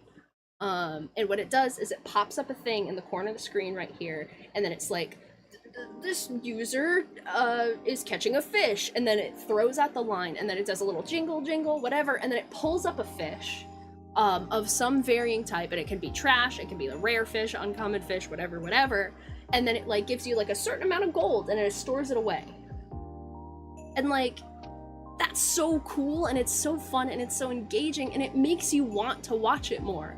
Why don't we have that integration?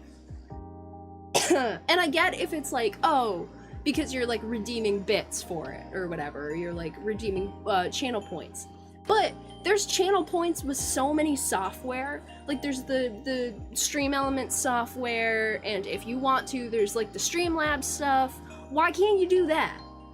Why can't you, even if you do, if it's a command in chat, something, what on the back end is preventing my viewers from catching fish in the middle of my stream? It's so fun.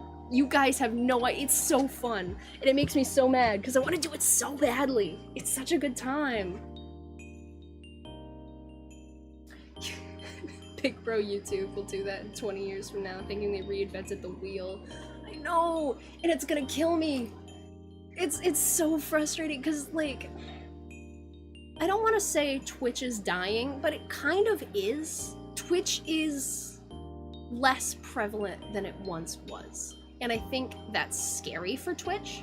So they're kind of panicking right now, because YouTube is rising in the streaming level, and they are not by much, but they are starting to prioritize us a little bit, and I think that scares Twitch. But God, they are still leading in integration. Like, it's so... I never got into Twitch. So I was into Twitch when I was younger, because there was, like, 1 or 2 streamers that I followed for a while. Technically, there were 3. There was one who I will not name, who I no longer follow, because while I was in one of his streams, he expressed anti-trans sentiments, which was terrible, because I followed him for a really long time, very upsetting. There was Wiki Wicked, I believe her name is Chelsea, and I followed her for a really long time, which is embarrassing, because it was when I was like 12 and really cringy. I do not go in there anymore, not because she's bad, but because I think I've outgrown her content. Not that it's childish by any means, but also because I'm secretly just a little embarrassed at how much of a little fucking teenage freak I was when I engaged with her content. And then the earliest was Play, Laugh, Love, Learn, who has not streamed in a very, very long time, though I wish they would. Their name is Lisa. They were a they are a trans lady, and I didn't know that at the time because I was that young. And I think Play, Laugh, Love, Learn was a really, really important experience for me, in the sense of, like, meeting people and expanding my understanding of the world, because at that young age, and, like, surprise, surprise, you political fucks, meeting a trans person wasn't a predator, and they didn't make me gay. Shock. But She was really sweet and really only had, like, if I remember, like 3 people in a stream at any given time. And definitely looking back in retrospect was dealing with major things like depression and stuff like that. And despite the fact that they weren't like a big streamer, they had a really big impact on me as a person. And they were a big inspiration for me, both in the fact that I started streaming eventually, but also in just, you know, existing, because they were really kind and really earnest and really sweet, despite the fact that I was just a fucking stupid kid watching their goddamn live stream, and I always tried to be polite, but they were just kind and gave advice and were wonderful, and eventually they just fucking vanished. They disappeared. They didn't stream again. They never came online again, and, you know, I wish only the best for them, and I hope they're still kicking, and I hope they're around, and I hope they're safe, and I hope they're happy, but yeah, with the loss of those 3 main people, I really don't use Twitch at all anymore, excluding when I go to watch Hertz, because Hertz only streams on Twitch. Or occasionally there are some people I'll like run into on the platform here that only stream on Twitch, though they'll sometimes upload clips. Like my buddy who I met in VR, White Flame, only like streams on Twitch typically, and I'll pop in on his sometimes. Al double streams on YouTube and Twitch, I think, still, so I pop in there for Al occasionally just to check what's up on the Twitch side, stuff like that. Did you want to hear the MXR update? Yeah, what's up with MXR? Are they doing okay?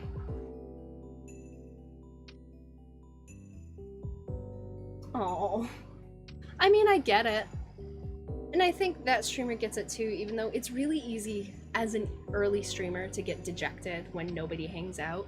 But being like a small scale streamer is so hard early on. Because once you get like 5 people, like 5 regular people, it gets easier, and then like, especially on YouTube, they'll be like, oh, okay, people watch you and they hang out, they just don't know about you. We'll give them a little nudge, we'll push it that way. But Twitch is really, really hard, and it's really grueling, especially on Twitch, I know, because, it's just like, it's, if 10,000 people are streaming a game, if you have 0 viewers because it's your first time doing it, you're on the direct bottom.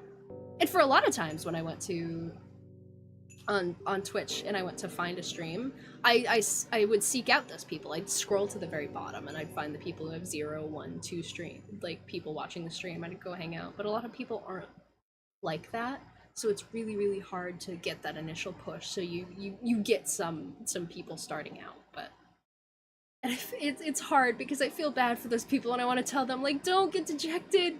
You could do it. Just do what you love and be happy. If Al or here or anyone is live, I'm feeling, oh yeah, no. I love Hero Plays so much. He's such a cool guy, and I respect him.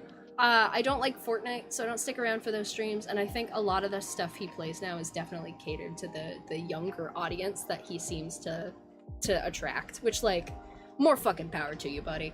Bless you, bless your content, even if it's not my particular thing, but, like, I definitely don't feel bad not showing up because he has, like, 30 people in stream at any given point. Like, bro's killing it. He could do whatever the fuck he wants. It's so hard to leave like a 3 people in chat, only 1 person talking type stream though. Like if you're the only one talking for like 30 minutes and you're like, I'm sorry, I gotta go. Usually the person will be like, it's okay, thank you for hanging out, but it's like, god damn it. Channel is terminated and they're banned from YouTube. Henry can't do anything on any of his channels and they're expecting the same for Genie. What the fuck? What do you mean? So now they're gonna use Patreon for that stuff and Genie will probably keep streaming on Twitch. That's so not fair! Ah. YouTube's finally sick of their shit, even though they maintain YouTube's fucking boundaries. They censor what they need to censor. They don't do anything actually explicit. They make some, like, funky jokes and they'll show content that is on the platform already. What the fuck does it matter? Ugh. That was a strike that was going to go away in 8 days, and then they got another strike on a video from a year ago. No! No, that sucks! Oh, that's the worst. These people I respect, and then there's Hero. full respect for Hero and Tommy, like the guys that made me want to start making content. Absolutely. I feel so bad for Tommy because earlier he totally messaged me and he's like, he sent me a fucking picture of my own like stream will be in 5 hours, which is 4 a.m. for him, and he just goes, "You whore!" I'm like, God damn it, I'm sorry. I don't do it intentionally to be a bad time for your time zone. It's just better for my time zone. I'm sorry. But Tommy's definitely a big inspiration for me too. And like, even though he streams kind of inconsistently now, every time he does stream, fucking everybody shows up because he's one of the most charismatic people I've ever met. He fucking rules. I love Tommy. He's the best.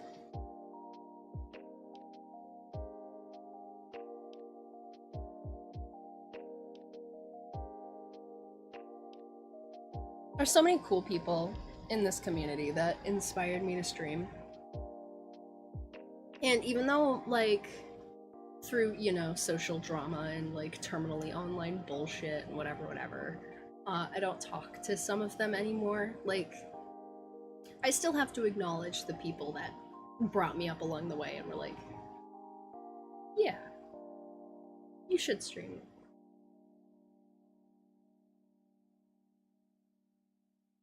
Like, I think early on, when I was a little younger, I was in a voice chat with a person who streamed, and I was just talking to them, hanging out. And I tend to be very vocal when I play specific games. Like, I'll voice act the characters, and even if I get stuck in, like, the focus rut where I don't say anything, and it's really bad, I still have a tendency to just chatter mildly, because that's my purpose. You know, it's my purpose. It's a way to fill the void when I'm playing games like Pokemon or whatever else. I'm like, oh, like, especially things that are hitting me, like back and forth kind of fighting style games or whatever. Like, fuck you, no, suck it, ah. And I was told back then that I should try recording or streaming or something because they thought I was very vocal when I was playing games and that it'd be interesting. And I don't even remember who said that to me anymore because it was so long ago.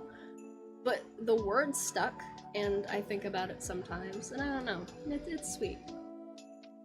And I don't know, I guess this is a lesson that, like, even no matter how little you think the words you say affect someone, they will. And even if they don't remember that you said it, the words will remain. And hello there, Dorian Dysart. How are you, lovely? Thank you for lurking and working. I hope all your work and stuff is going well. I forget that you delay night stuff. I hope all goes well. I hope everything's good for you. I hope you have a great night, great shift. Everything goes fantastic. And hello!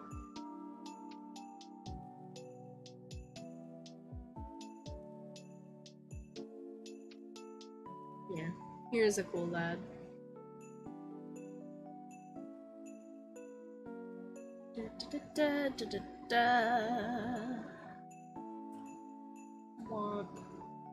Do we just have it as Dysart? It is just exclamation Dysart. Not me checking my own commands because my memory is doo-doo. Go subscribe to Dysart Universe. It is half, Dorian is half of Dysart Universe, the other half is lovely, lovely Amber. Both amazing people, best in the world. It's ridiculous they go back to the old videos and give out strikes for something that was fine for a year. Absolutely. I think it is absolutely fucking absurd that YouTube will send out strikes for videos that are quite literally years old, especially when the rules have changed by then. Either stuff like that where it was fine for a while and then when the rules changed it wasn't fine after. You should either have a warning system that tells you, hey, this isn't fine under the new rules, you need to delete it or else you'll get a strike, or it should just be fucking grandfathered in. It's absolutely ridiculous. YouTube is so predatory with its own creators, and they are so... There's one before that too. What did I miss? The clip that got the strike was striked for non-consensual touching, but the clip was a skit that was made by the girl and originally posted on her Instagram. Oh my god. Ugh. That's so stupid. Fucking YouTube is so cruel and like unforgiving with her own content creators, you know? The hand that feeds the website and makes it what it is. Without us, there would be no YouTube. So fucking cruel and mean, and unforgiving. And has such blatant favoritism towards the golden children of YouTube, the big people, the cash cows, fucking Markiplier mostly, but also, like, Jacksepticeye. I'm definitely sure Mr. Beast is on that list. Like, all the big people free of major controversy, the big cash cows, YouTube will let slide anything. They can do anything they fucking want. And it's so dumb. Guy got a strike from Nintendo. It was 2022. He got a strike from 2018. It was years ago. What do you mean? Why not? That happens all the time. It's the worst. Lullaby. Going to bed, but had to say your shirt is so cute. Thank you so much. From what I've heard in 5 minutes, hard agree. Alright, good night. I hope you rest well. Sweet dreams. That is very true. Also, hi Ben! How you doing? I hope you're doing well. It's been a hot fucking minute. We should deep rock or something sometime.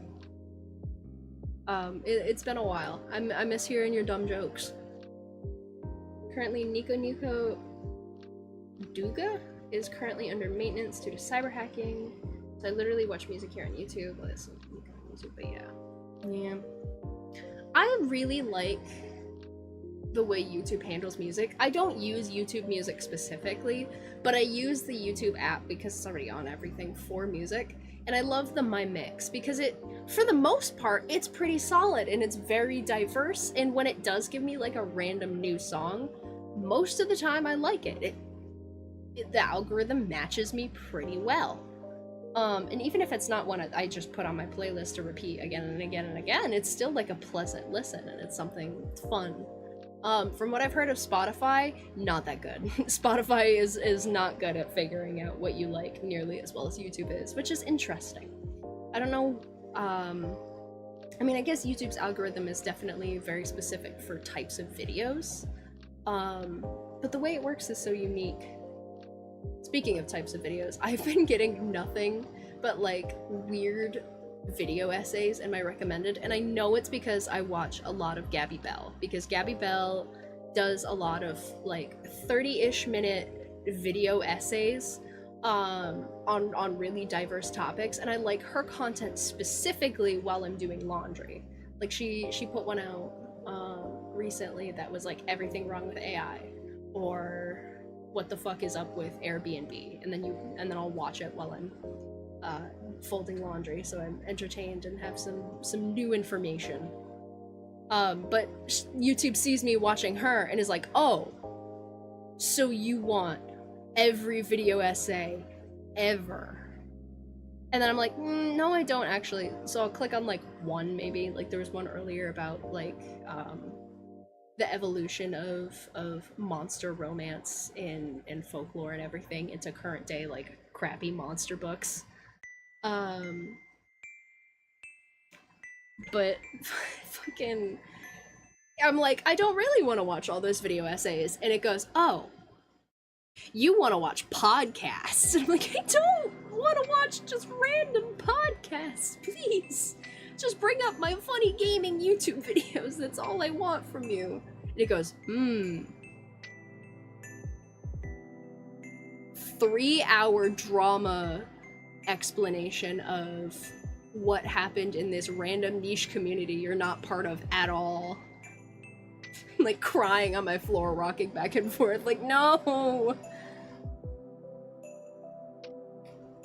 My feet are covered in blood blisters and I drink heavily. What? Pardon?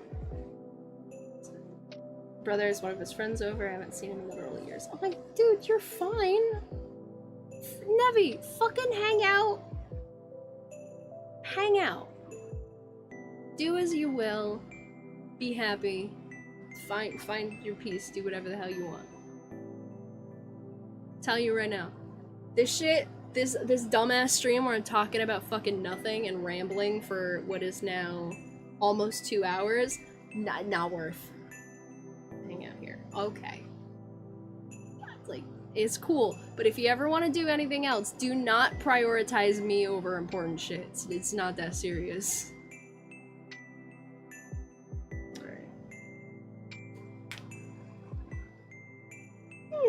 I appreciate that you see that way, but it's fuck. I'm just talking about dumb shit. I'm talking about how YouTube sucks. Like, I don't think that's more important. Obi. Oh, I missed so bad. That threw way harder than I thought it would. I forgot how thick those bottles are. It sucked. Dude, I have my air conditioner absolutely going, and it is still roasty toasty in here. And I know I have sweatpants on, but it would not matter if I had shorts on. It is still roasty toasty as all fuck. Though I missed majority of it, still worth. Well, I appreciate you. My coffee's still warm. It's probably warm enough. Yoink. Let's not kick my air purifier. And again, ignore the pants.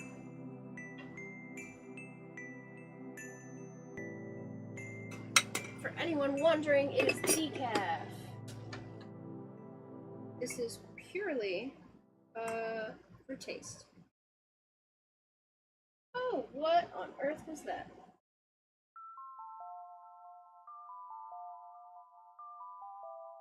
Gross. A fruit fly decided he wanted to live in my milk. He shouldn't have done that. I got him out, but he was already dead. So. Rest in peace, guy. Orp.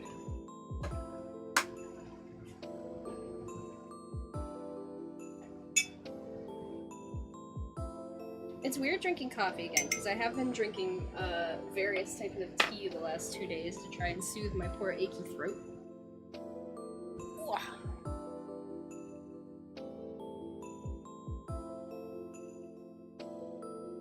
Don't water those me.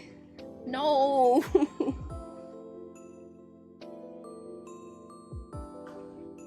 Let's see, until you said something. Oh, food time.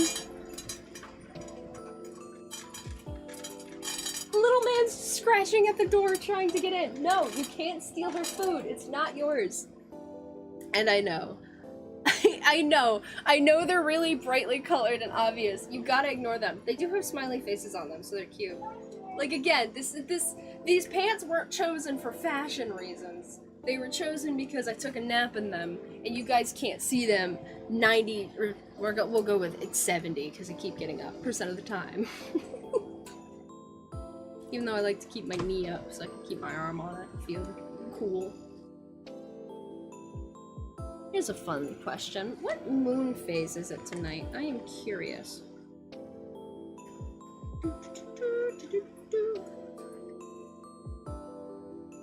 What moon phase is it tonight? What are you? Waning crescent.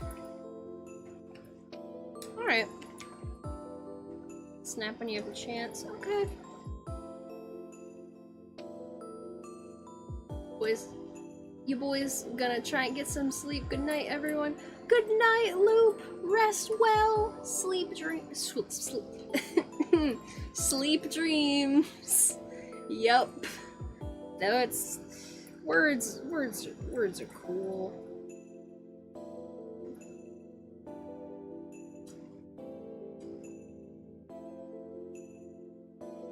Sleep dreams. Womp womp. My gifted membership to Planty Gamer expires soon. No! I don't care. I mean, all the love to Planty, but she streams at times that are inconvenient for me to join. Not that I've really joined anyone's streams recently. I'll be honest. Like I said earlier, I keep getting totally burnt out on because I'm introverted by nature. I really am, and I love the community with every fiber of my being, and I love talking to you guys so much, and if I had the time and the energy, I would hang out in all of your streams forever, all the time. I'd go hang out with all of you, but anytime I open my YouTube, there's like 10 people streaming at the same time, and I'm lucky if I have the energy for one, right? And I don't want to go in for 5 minutes, leave, and then go to the next person, because it's really overwhelming. But like, I don't know. I love all you guys, and I wish you all the best. And I, if I do pop into your stream, even if it's just to say hello, know that it's because I love you, and I very specifically wanted to say hi to you and tell you that you're doing great. Because there are definitely people I follow, and I'm like, I'm not bothering with that right now. I work 2 jobs, and everyone always streams when I'm at work and can't really do anything. Shit sucks. Aww. Also, hey, Trevor, check out the most recent Nightbot timer command, bitch. That snap DM, not important right now, bastard.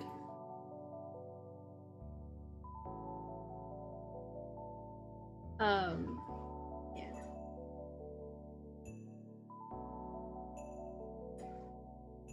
Oh yeah, dude. All the love to Al. He's a chaotic son of a bitch. I feel so bad because he kept asking me to do like content warning sessions.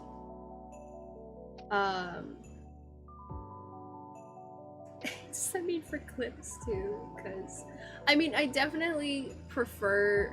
You can send me DMs, just like don't be like, hey, check DMs right now, unless it's kind of important or unless it's really relevant. Because I'll have sections of people like telling me to check DMs, and it'll happen every 3 minutes, and it gets very distracting, and then half the stream's just me looking not at the stream. So just like keep it to a minimum if possible. But yeah, no, Al, I feel so bad because Al kept inviting me to do like content warning or lethal sessions, and I simply was just every single fucking time busy. Every time.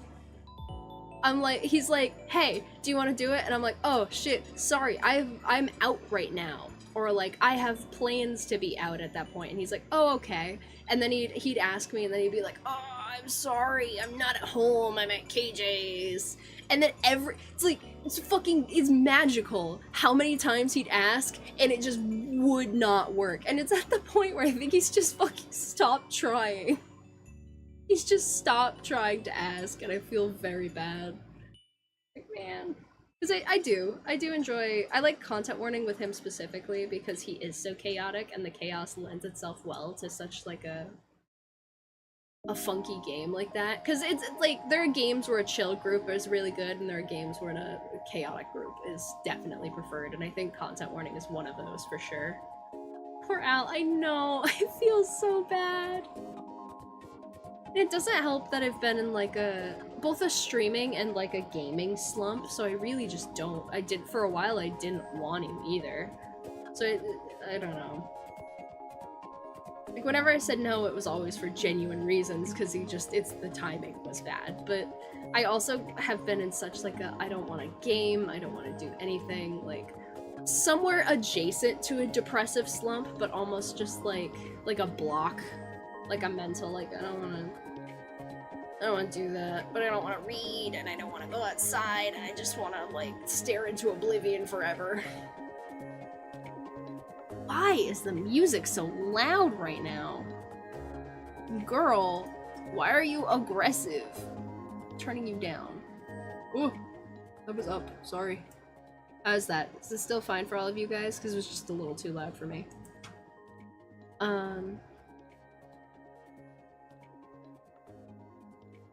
That's so mean. Don't be mean.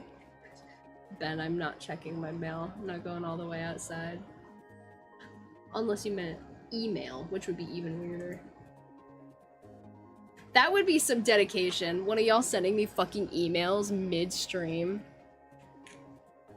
Be like, hey, check your Gmail real quick. Shut up, Pikmin Bloom. I don't want to play right now. Fuck off. New event happened, and I haven't opened it at all. I think it's like ice cream themed Pikmin or whatever. Have not played. Are you in the laundry basket? You say hi, everybody in the laundry? She does this. Hold on. She does this every time there's a laundry basket. Even if it's completely full of clothes, she does not care. There are clothes in it right now. There's like pants that I needed to put away in my like winter stuff. Hi. You gonna lay down? She just does this.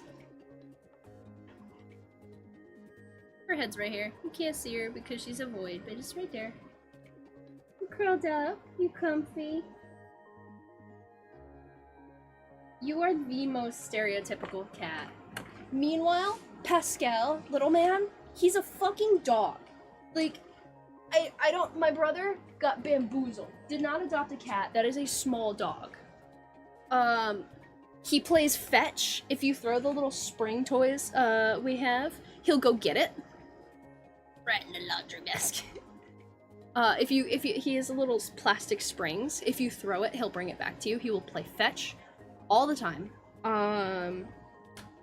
He will chew. My mom just got him a fucking chew toy. Full chew toy because he chews. This bag, this is the food bag, for when he eats food. It's very expensive. It's also an empty food bag, has been an empty food bag, and Pascal knows that. This is what it looks like right now. I haven't thrown it away because he just keeps chewing it. I'm holding it at this angle, so like hopefully you can see like the scalloping from which he's biting it, and he's not biting it to get into it because he already has. This hole, he'll climb inside and continue chewing. He just likes to chew plastic. And if he decides, this bag isn't good enough, he tries to get into the plastic bottles and the recyclables. I won't let him, but he keeps trying. He's a monster. Cat would never do that. He just lays outside by the door, but only if it's open. If you close the door, it'll go to it, scratch him, and then open it, and he'll go back to his spot. Hey, some cats just don't like closed doors. Thinking outside the box at a meal.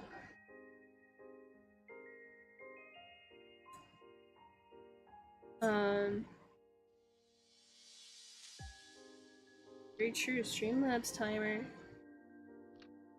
Let's go loyalty store.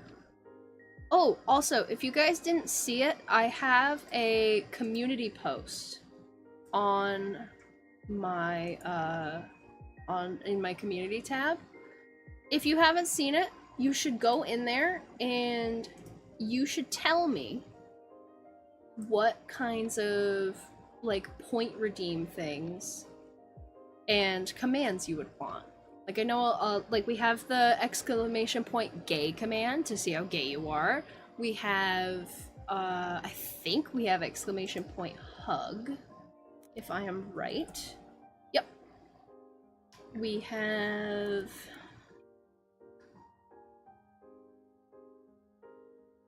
exclamation point amazing. Ooh, I need to edit that one.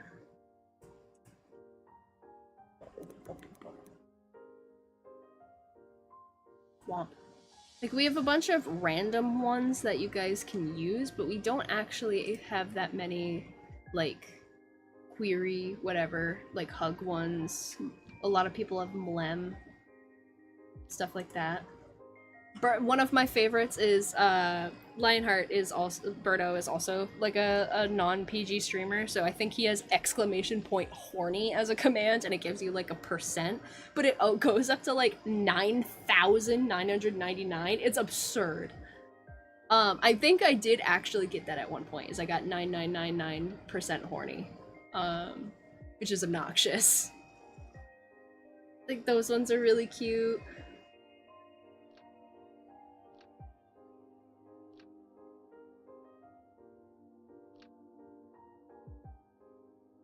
I have sex because of fucking Fallout 4. Really? That's funny.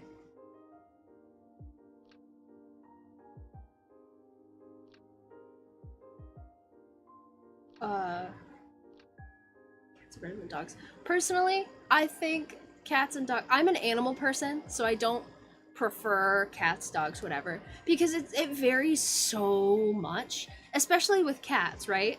Like, with dogs, it varies by breed, and it's really easy to tell. Like, you know, pit bulls are social anxiety, or separation anxiety rather, the breed.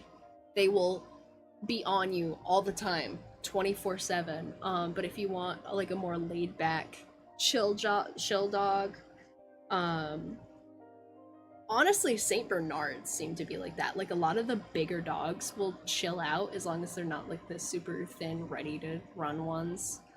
And cats are like that too. Like Juanita, as a black cat, can be really shy, but she's really chill. She's not really all that active at all, which means she's a fat, lazy mother yucker. But she's really cute, and she nuzzles, and she's adorable. And very chill and quiet. Or you can get like an orange cat, which is bouncing off the walls and getting into dumb shit all the time. Pascal over there is a tiger, and he's a lot like an orange cat, just less of the dumbass energy, but he's chewing wires, running up walls, climbing shit all the time. So it really varies. I mean, it's just what you're looking for.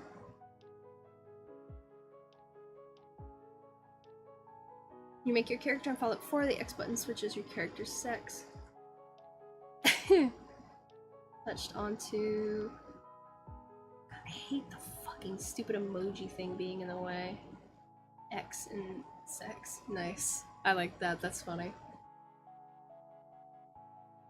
Cat's a gray cat with tiger stripes. I don't know the breed. I'm not good with cat breeds. A lot of people aren't. If it's a gray cat with tiger stripes, then it's probably just a tiger. Usually with cats, you go off of the pattern of their fur rather than the breed. Like there's short hairs, and there's like Siamese cats and stuff like that. And those ones are really easy to point out, but a lot of the time when you get a cat, it's some equivalent of what you'd call a dog as like a mutt. It's just a little everything in there. It's based on their personality. Like, there's a lot of memes of dog owners who are like, yes, this is my dog, he's 5% Labradoodle, 10% Pitbull, and 40% Hound, and you know, wonderful. And then it's like, this is Johnny, he's my cat, we found him in the trash and decided to keep him. Don't know what the fuck he is, but he sure does love trying to eat my hamster. Like, every time. There are some people who are very proud of their cat breeds, but usually they're like rich people cat breeds. Like the one cat that's super duper expensive, that's as close to a wild cat as you can get, pretty much. Super energetic, super wonderful, and you can train them and they're fun. But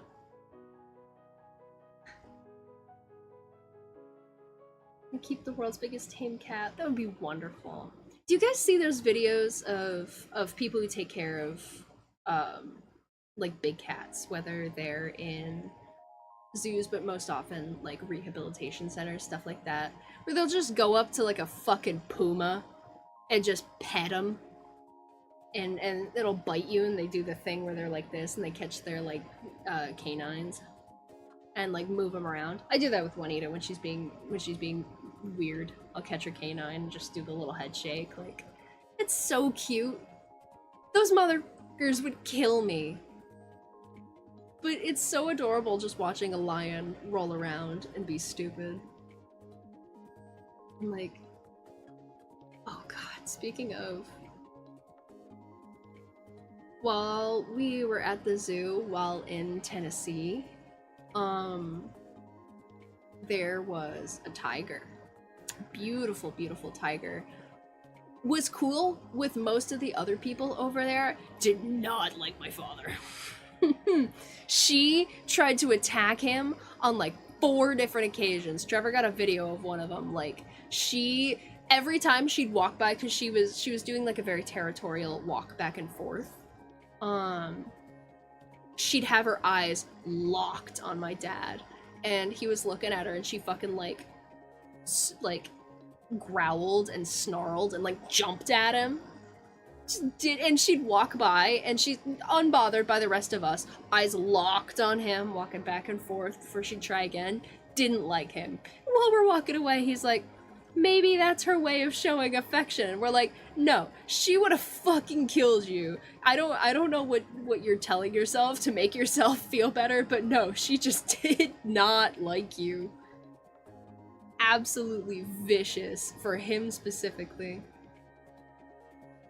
what I've heard, cheetahs are super chill. If you just kind of sit there and let them do their thing, you just hang out for the most part. They only really chase people who run. Yeah, I mean, I think there's a lot of photos and things like that of wildlife photographers who go out and then they're trying to catch things, and then a cheetah will just walk up and hang out. Cheetahs are also like they're colloquially they're considered big cats, but I think they're kind of removed, but because they can't roar, right? But I think they're the only ones that can purr. I'm pretty sure. Which is super cute, and they are. They're. I mean, they're still big and vicious and can kill you, but as much as like your cat who's in your house when you go to scratch them the wrong way will suddenly decide, oh, I'm biting and kicking you now. Like, I think cheetahs are definitely the most tame of the big cats. And they're just super chill and cute. They're also really cool.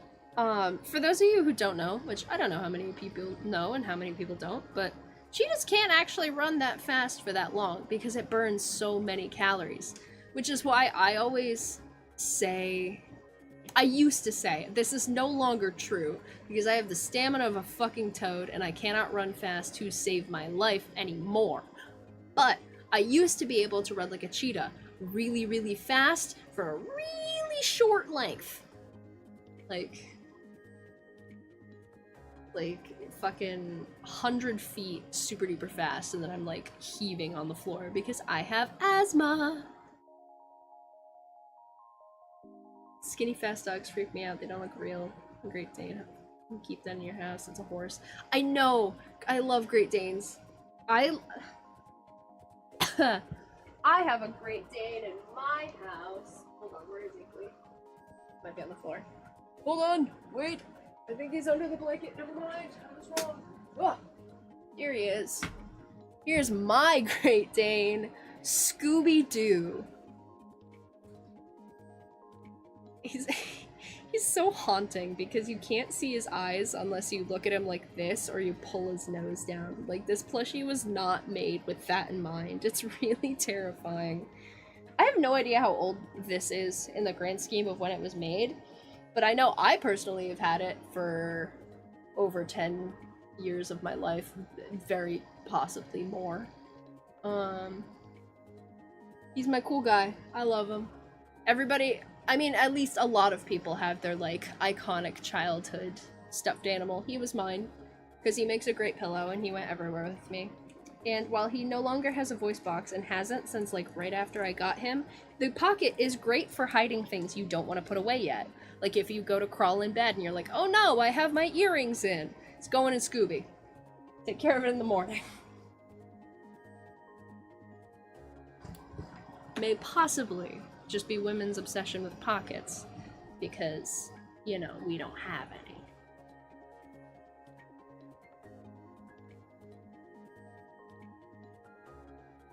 God, Ben, I feel that in my bones. If I'm running for my life, I'll do it, but the moment I stop, I'm like, I gotta lay down flat on the ground, like on cold earth, and just imagine my death. Has to be in the shade. I gotta be like washed down with a hose, and only then will I be able to breathe. I just say why women don't just buy men's jeans. I mean, I don't know. I think part of it's probably societal norms, but also like how well, because I almost exclusively wear skinny jeans. I don't like the fucking like big like boot cut jeans, bell bottom jeans, mom jeans, whatever. I wear tight ankle skinny jeans because I like wearing Converse and shit, and I don't wear a lot of boots. So or if I do wear boots, I like having it tight to my ankle because I don't like putting the jeans over the boots because I think it looks fucking dumb most of the time. So I don't know how men's pants would compare. And also, I think in a lot of cases they don't, because I know men's pants aren't nearly as stretchy. And sometimes you need a little bit of stretch because women have, I mean, men have them too, don't get me wrong, but a lot of time women have a thing called a big luxurious ass. And again, I don't know how that's fitting into men's pants. Yeah. And like waist and hip size and stuff. And also like, I don't know. Men probably have high-waisted jeans. I don't know how they compare to women's though. I'd watch a video essay on that, on comparing men and women's jeans and cuts and sizes and stuff like that. The worst part is the jeans I like to wear will fucking shred.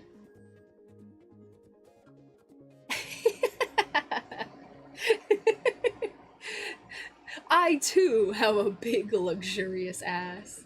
You can only buy athletic fit jeans. Noted. Oh, what's wrong? It's fucking the worst part is like the jeans I like shred because they have to be able to stretch to fit over the luxurious ass. And the jeans I have as like extra I'll wear sometimes maybe if I need like shit jeans. Like these are boot cut jeans. They fit great. Probably you'll never wear them because I fucking hate boot cut. But they're fucking sturdy. I don't have to worry about ripping a hole through the ass pocket of these fucking jeans. They're fucking built.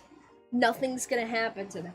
None of my other jeans are like this. My favorite fucking jeans are they were Old Navy jeans. They were like called super skinny high rise. They were definitely partially like polyester stretchy shit. Favorite jeans. Looked great, comfortable as hell. God forbid, not only this is agonizing, through it would have little pinprick holes all through the like crotch seam at some point, and then in the pocket, I'm pulling these back out even though I just folded it. The pockets, both pockets, hole in the connection points. So hole here, holes down the seams, hole here, hole here. It's the fucking worst. Suffering from success. You have a big luxurious ass, but what did it cost you? Everything. I want jeans that are comfortable, but also don't absolutely wreck me immediately. But, and I think that is perfectly possible. However, in the era of fast fashion, companies just don't fucking care. Even jeans, like good jeans, aren't as good as they used to be, even if they seem amazing now. A really, really great example of this is Trevor has, I think, a Levi coat, and it's like fucking jean on the outside, fur on the inside. That thing is hefty. It's like, it was like his dad's coat, I think. That shit will last through a goddamn tornado, a fucking fire. That shit's getting through everything. Zombie apocalypse, that's the coat you want. We were walking through at one point, like in a Levi's, and saw a coat almost exactly like his. It's like, it looked exactly the same. Went to feel it, it was like fucking paper.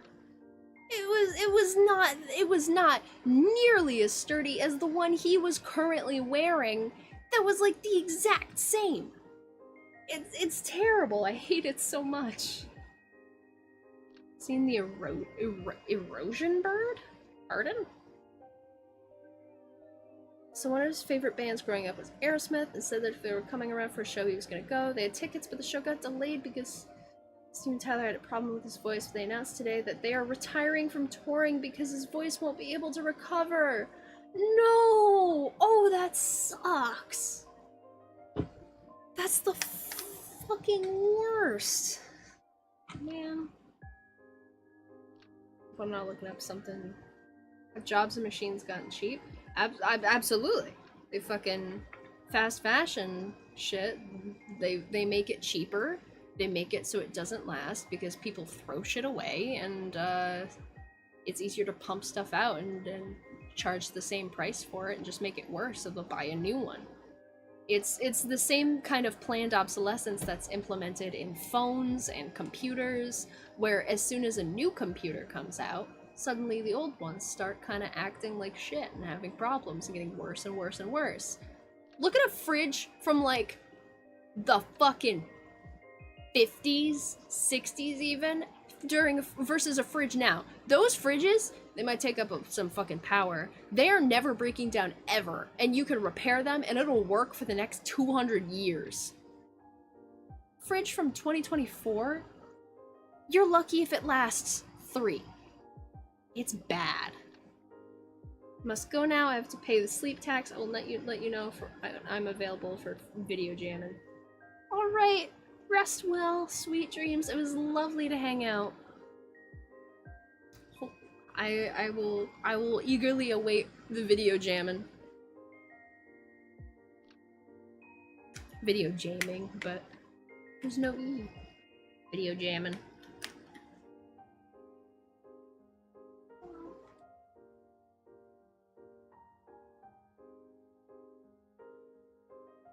Oh, it's a song. Deity residing in the Antarctic, the last of his species. Aw. Cool. Most chilling bird ever. It's kind of sick. Chilling, literally. Oh my god, you know what it looks like? Oh, that's so funny. This specific photo, do you know what it, oh, hold on. That looks exactly like the, didn't I do it for you? Didn't I do it?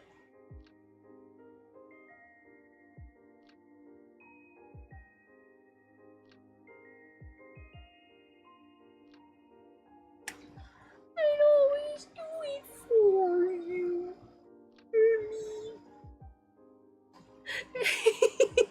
It's exactly what it looks like. I love Borzois, which is the breed. Did you know these were bred to hunt wolves? Hold on, let me turn the brightness down so you guys can see it better. These were bred to hunt wolves and did so successfully for years. This fucking dopey, didn't I do it? They hunted wolves. They're like the sickly Victorian child of dog breeds.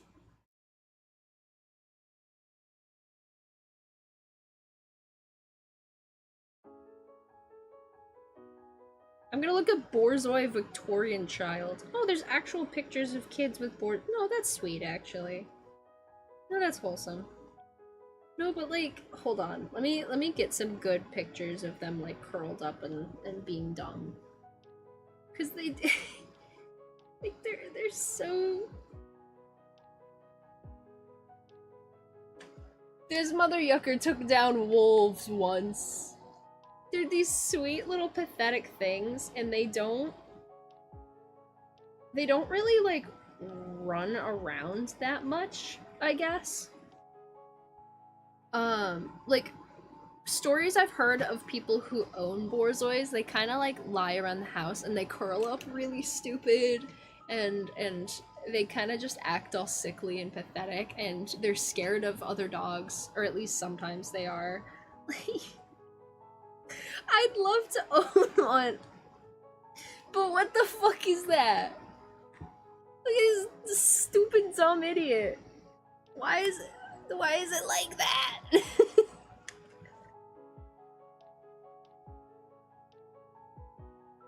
Oh my god, yeah, the fucking... Maybe I should start knitting sweaters. How long handcrafted stuff lasts rather than machinery? It really depends. So if you choose to use good materials and just like sew clothes straight up, they will last forever, especially if you make them, you know how to repair them. But knitting stuff, I don't know, actually. Because, I mean, again, it totally depends on your yarn and what you're using and the environment you're in, because I think generally they'd probably last longer. But a lot of, like, cheapening of materials also extends to craft stuff, like fabric and yarn and stuff, and it's expensive to get the nice stuff, but it is really worth it if you want to make something that lasts. So definitely get cheaper stuff when you're first starting out, so you can figure out how to do something and then use those heavier yarns and materials. But like, I highly recommend it. I need to get back into sewing because I really, really like it. My favorite sweatpants I own are the ones I made, and I made them out of this really thick, like, strong flannel material. And they're the best. I didn't do everything I should have. I should have properly lined everything because I didn't. What's the word? Starts with an S. Hold on. Sewing term for making sure edges of fabric don't fray. Selvage. You gotta salvage your cloth basically anytime, because if it's basically just like, so there's a machine that'll do it for you, or what you can do is you can use a zigzag stitch on and off the fabric you're using, and it's just using thread to bind all of the edges of the fabric together so none of the strings come off and it starts fraying. Should have done that, so I don't know how long those pants will last in the end compared to if I did that, but they're the best, and they're comfortable, and they're warm, and you can, if you make your own clothes, you can add as many pockets as you fucking want. Seen the athletic dogs, skinny racing dogs. It's chasing you dead. Bro, if any dog chased me with the will to hurt me that was larger than, like, a poodle, I'd be dead. Maybe other people built different. I'm not. I'm built like a goddamn dumpling. Like, any animal wants to hurt me that bad, with the fact that, like, fight, flight, or freeze, I freeze, I'm fucking dead, dude. I'm gone. Coyote comes after my ass, bear comes after my ass, I'm fucking dead. Ripping my face off. Still choosing the bear, though. Like, it's... oh my gosh.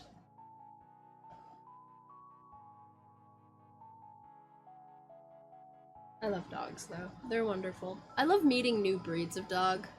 I think I've pretty much determined I don't like poodles at all. They don't have a personality that's appealing to me.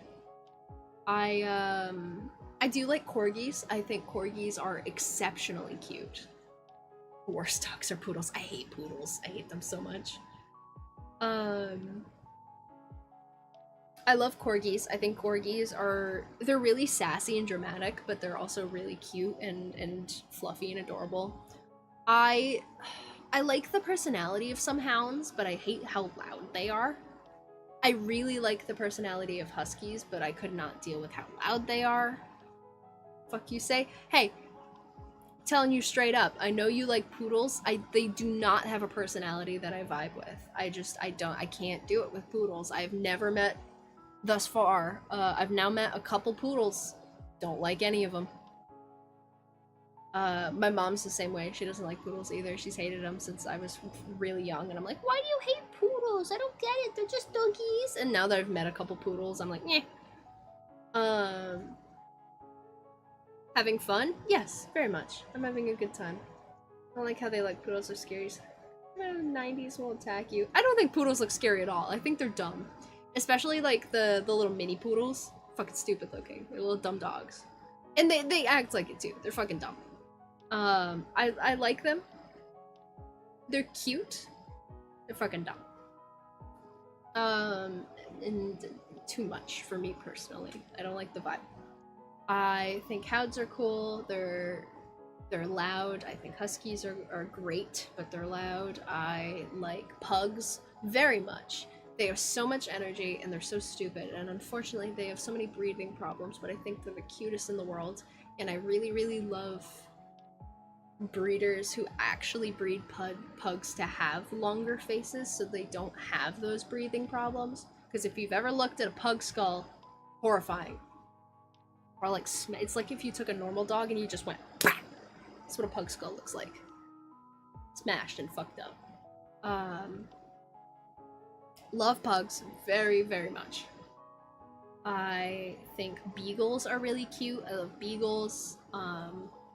Very sassy, a lot of energy.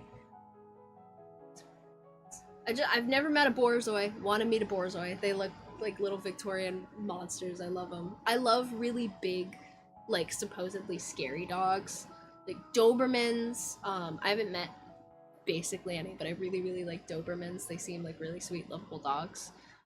German Shepherds are a little too intense for me, but I do really like them. Malamutes are really cool, and then any of the really big ones, like fucking Russian Bear Dog, all those are cool. I think Samoyeds are adorable, and they're fluffy, and they're bright, and they're energetic. But I like a lot of black things in that white fur show.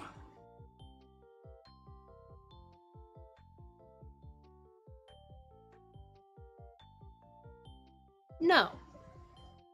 That's not true at all. My preferred dog is not a cat. I don't like poodles specifically, but I'd have a beagle. I'd have a corgi. I'd have a fucking pug. Like, I love them. I'd love like I love the big scary dogs. I'd love a Doberman. I would spoil the fuck out of a Doberman. Saint Bernards I love, but I could not deal with the drool. That's the problem with the big dogs, is they have the big jowls, so they will drool everywhere. So I do like the ones with the little narrow mouths, because they don't tend to drool as much, though they all do. I love pit bulls. I love them. They're too high maintenance for me. I already have my cat who is high maintenance as is. So like I'd take in a pitty, but I don't think if I'm going out for a specific breed, I'd go for a pitty. Forever love golden retrievers. Golden retrievers are my little angel babies. I think they're a generic choice, but I think they're a generic choice for a reason. They're a good family dog.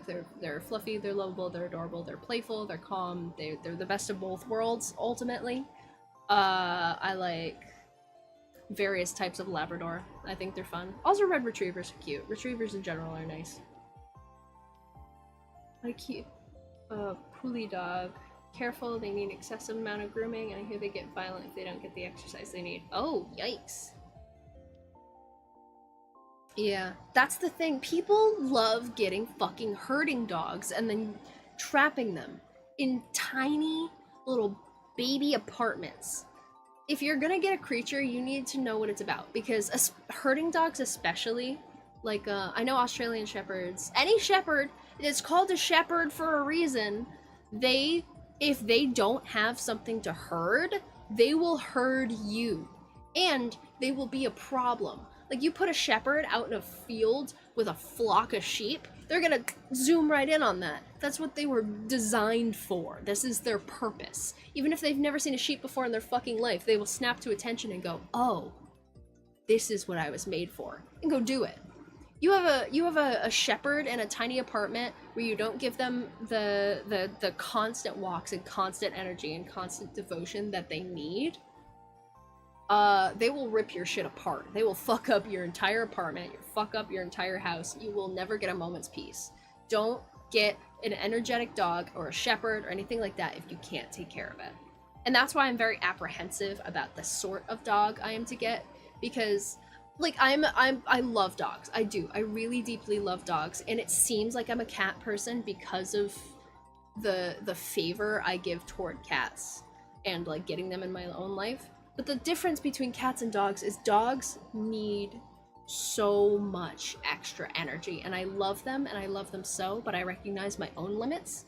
In the same way I recognize my limits that, at least in this point in my life, I would never, ever be able to raise like a kid. I need a creature that I can like share a space with, but is kind of self-sufficient. Like, Juanita's really great. I love her very much. I don't know where she is right now, but she's somewhere. But she's really, really good because she does her own fucking thing. Like, she wants me to play with her, and she wants me to do stuff with her, and she wants me to pet her, and she's kind of high maintenance in the realm of cats, and that's fine. The loud thing is a little annoying, but she, like, she can take care of herself.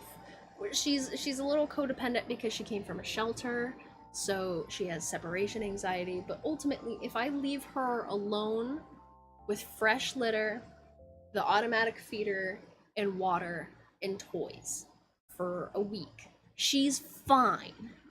She's not gonna, she might knock over a few things because she's annoyed she's alone, but she's not gonna wreck the house. She's not gonna go absolutely apeshit, freak out. She's gonna lay around the room, play with her toys, and do what she always does, just without, you know, whining at me. But with a dog, dogs need constant care and supervision and things, and like, I don't know, I can't do that. Like, it would be good if I went on walks every day, but like, you know,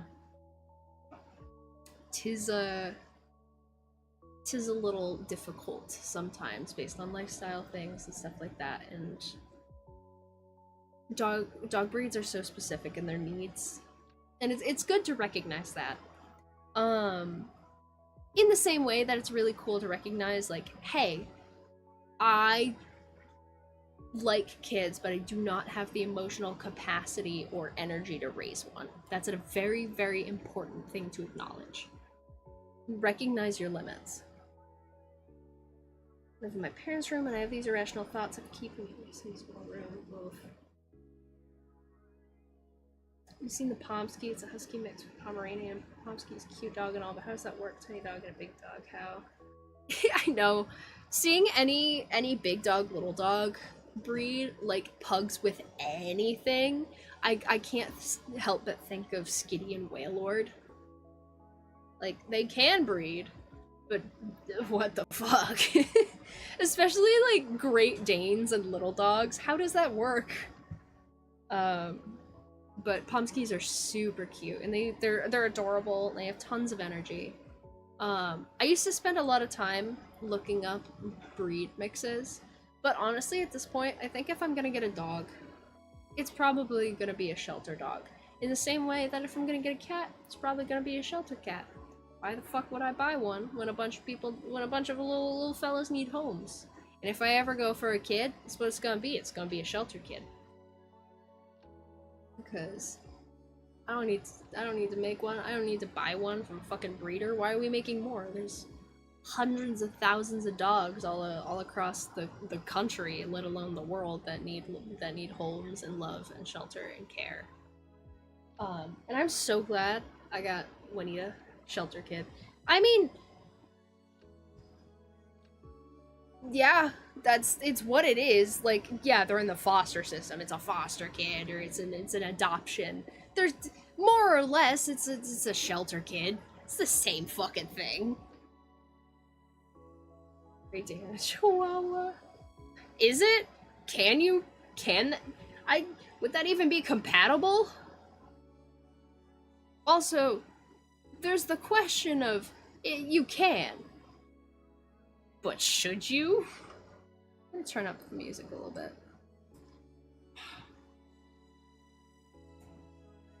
So, OBS updated their,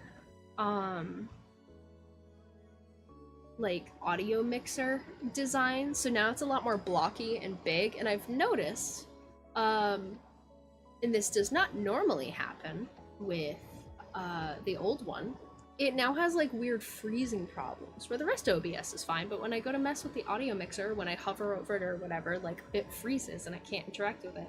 Which is kind of stinky. I should probably, you know, report that to them so they can figure that out. Dude, no! Pulley are loyal, bright dogs that need early obedience training, vigorous, active, and alert. The Pulley is a good home guardian and companion dog, but usually doesn't make a good pet for children. I'm gonna look up the dog you're talking about. I'm not sure I'm familiar.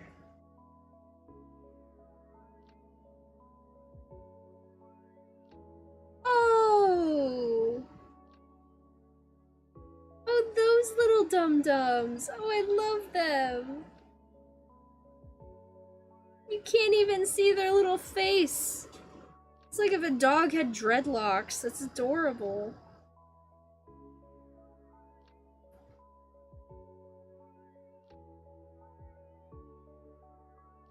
A mop dog. God, I can only imagine how grooming that dog would go. Like, they literally...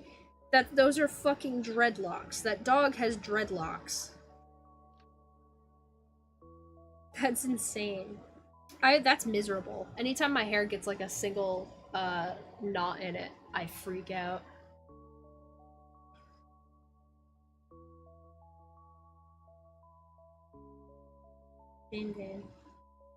Oh, that's really cute, but also, why? You know, respectfully, why? Nari. Nope, that dog's super AI generated. Get out of here. Super cute. Like, Chiririn is very cute, but also don't. Like, why? Why would you want this? These creatures were specifically bred to be huge and specifically bred to be tiny. Why are you like, never mind. Wolf Shepherd mix. The wolf. I love wolf mixes so much. I love wolf mixes. They're banned in a lot of places because they're quote-unquote dangerous. I don't believe they're any more dangerous than any other dog so long as you train them. I mean, fuck.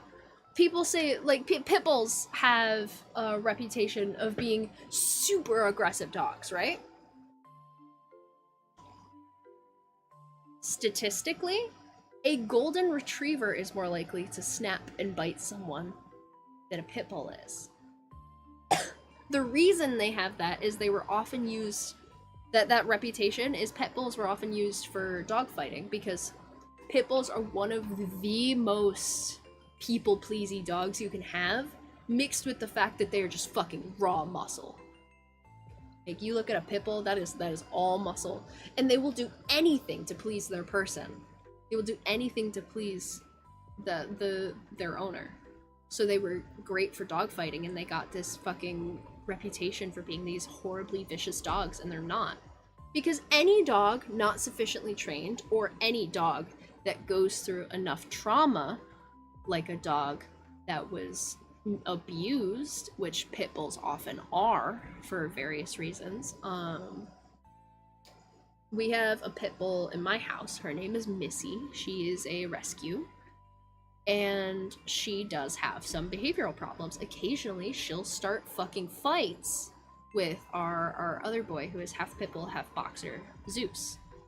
And it's, for the most part, because one, she didn't receive the proper training because she was abused. Two, because she was fucking isolated. She was never introduced properly to other dogs, I don't think. She was used for breeding at an extremely young age, and then they essentially just left her in an empty kennel, no toys, no bed, nothing, for hours upon hours a day. And we know this because she freaks out anytime you put her in a kennel. She will go absolutely apeshit. She's a really sweet, wonderful, loving dog. You give her a toy, she'll run around and play like she's a puppy. And she's not vicious and angry sometimes with Zeus because she's a pit bull. She's vicious and angry because she was, you know, left in a kennel and not treated like a dog should be. But, you know, it's so easy for them to get these terrible reputations because of fucking, you know, people. Like, pit bulls are straight up fucking banned. The breed is banned in Britain, is it not? In England.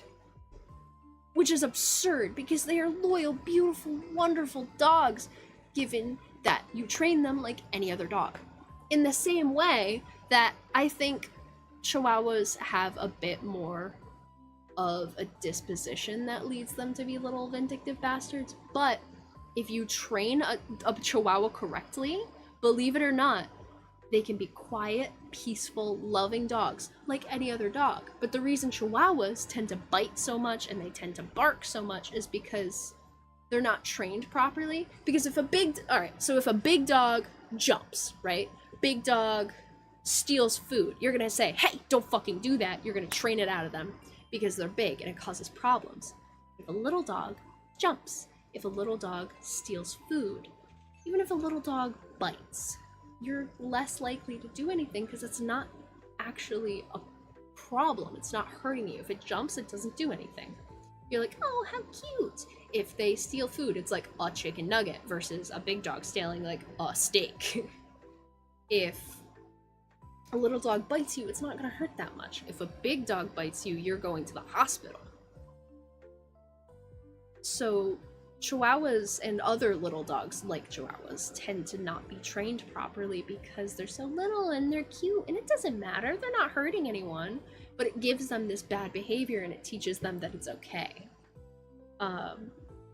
KJ, her grandmother, has a little Chihuahua. Her name is Jasmine. She is the only Chihuahua I've ever been able to stand in my entire life. She was trained properly, and she is the sweetest little baby angel ever. She licks nonstop, but that is her only fall. Like, that's her only problem. She's a sweetie.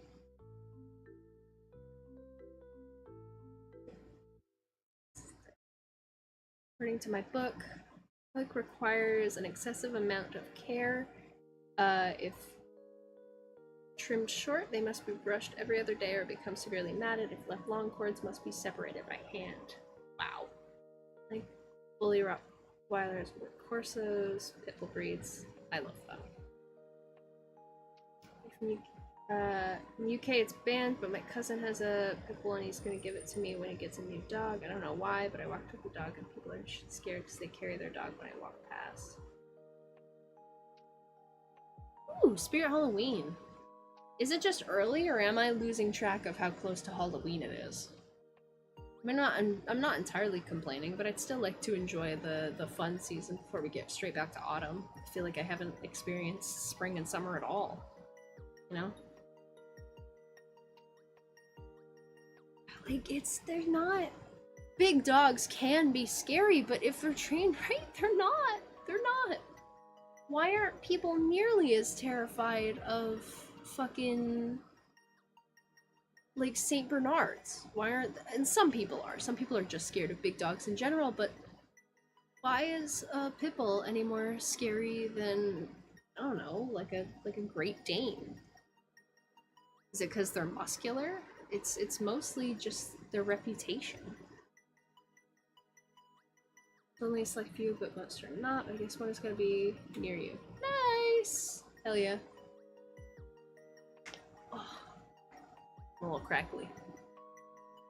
If you believe it, we've been going for 3 hours, and it is 4 minutes to 1 a.m. where I am. June and Christmas stuff is in the shops. Well, I know, like, Christmas stuff is year-round, but Halloween is usually, I don't know, a little later, I guess. I guess it's only August. Usually it's early September that it starts. Like, really early September. It usually isn't this early. It's August 3rd. Got a snap from Keith. It's totally gonna look something up, and it's out of my mind. It's gone.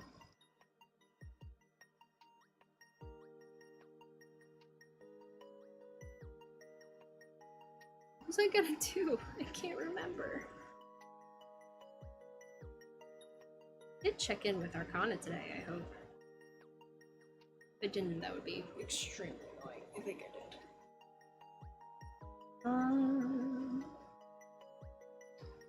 I gotta figure out what I'm gonna do stream-wise.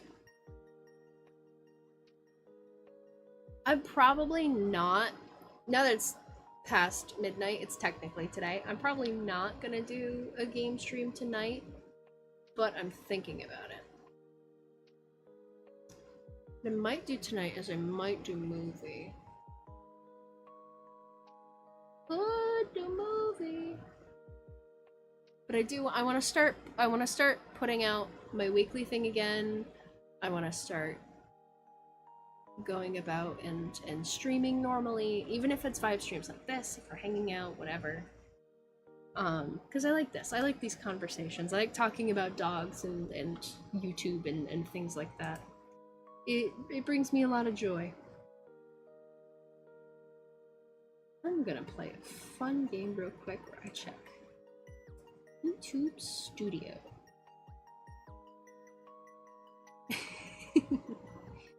See, Ben commented on a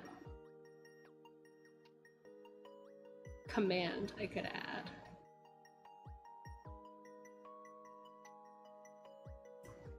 That's fun. I might add a rat command. That's silly. I like that a lot.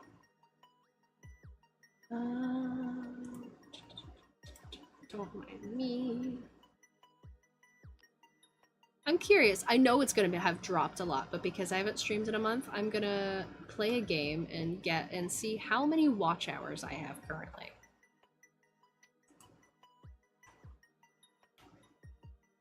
Ooh. We have, in the last 365 days, 1,237 public watch hours, which is, as far as I know, like 400 less. Unless I'm crazy. It's a lot less. We are nearly halfway watch hours wise for what I would need to apply to be eligible.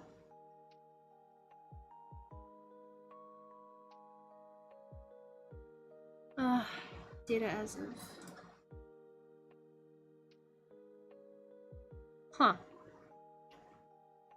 It's showing data as of last week. Alright, so I didn't realize there's a week delay on the watch hour stuff. That's worthy to note. I will keep that in mind.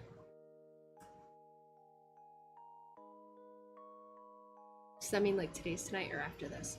Like today's tonight, not after this, I promise. After this, I'm going to bed. It is 1 a.m. I'm heavily considering going to bed now. But I want to see if potentially we could raid. Because raiding is a pretty cool thing to do. Who is live right now? He's not still live, is he? No, he ended. Trashcan Man's gone, Rod Gamer, Patterson, Neko, Kakarot, Cobra, Ambi, Lemon, and Christian. And you know, anyone else YouTube decides to not tell me is live, because it loves doing that. A lot. It'll just be like, hey, you want to see if this person you follow is live? Fuck you. You'll never know. It's the worst. Ooh.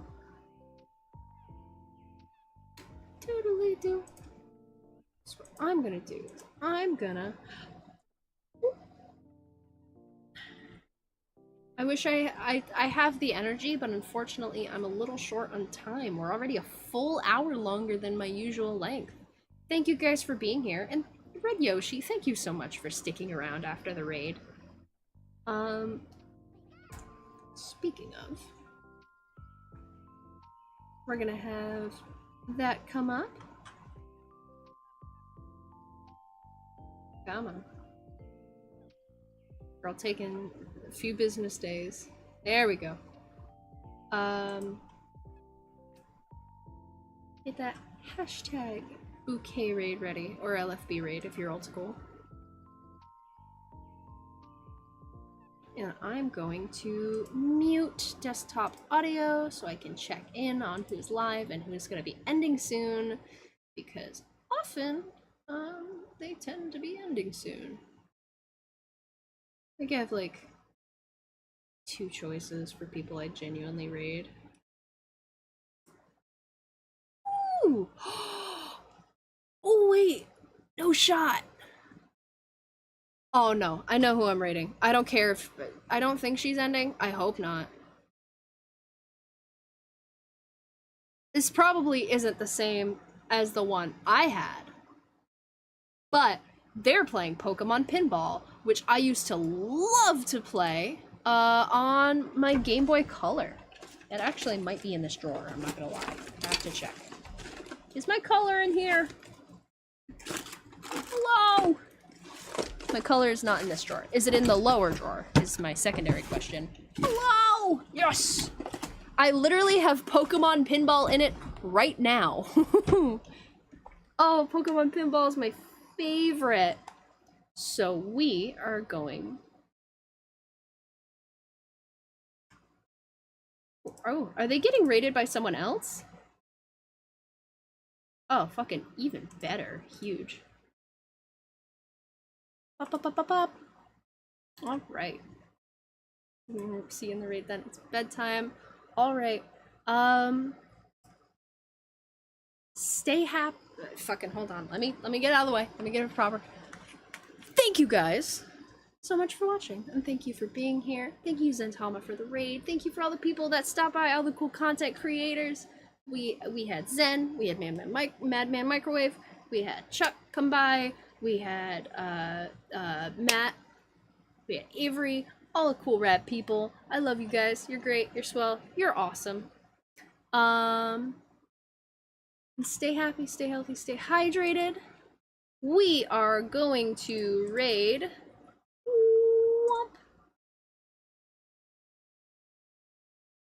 Go check out Neko Lolita. She's cool as hell. She's rad. And she's playing Pokemon Pinball, which fucking rules.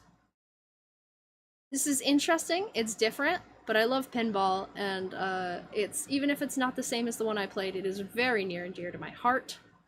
And I will catch you guys in there. So, hello, Gary, and goodbye, Gary. And I'll see you guys later. Bye-bye, y'all.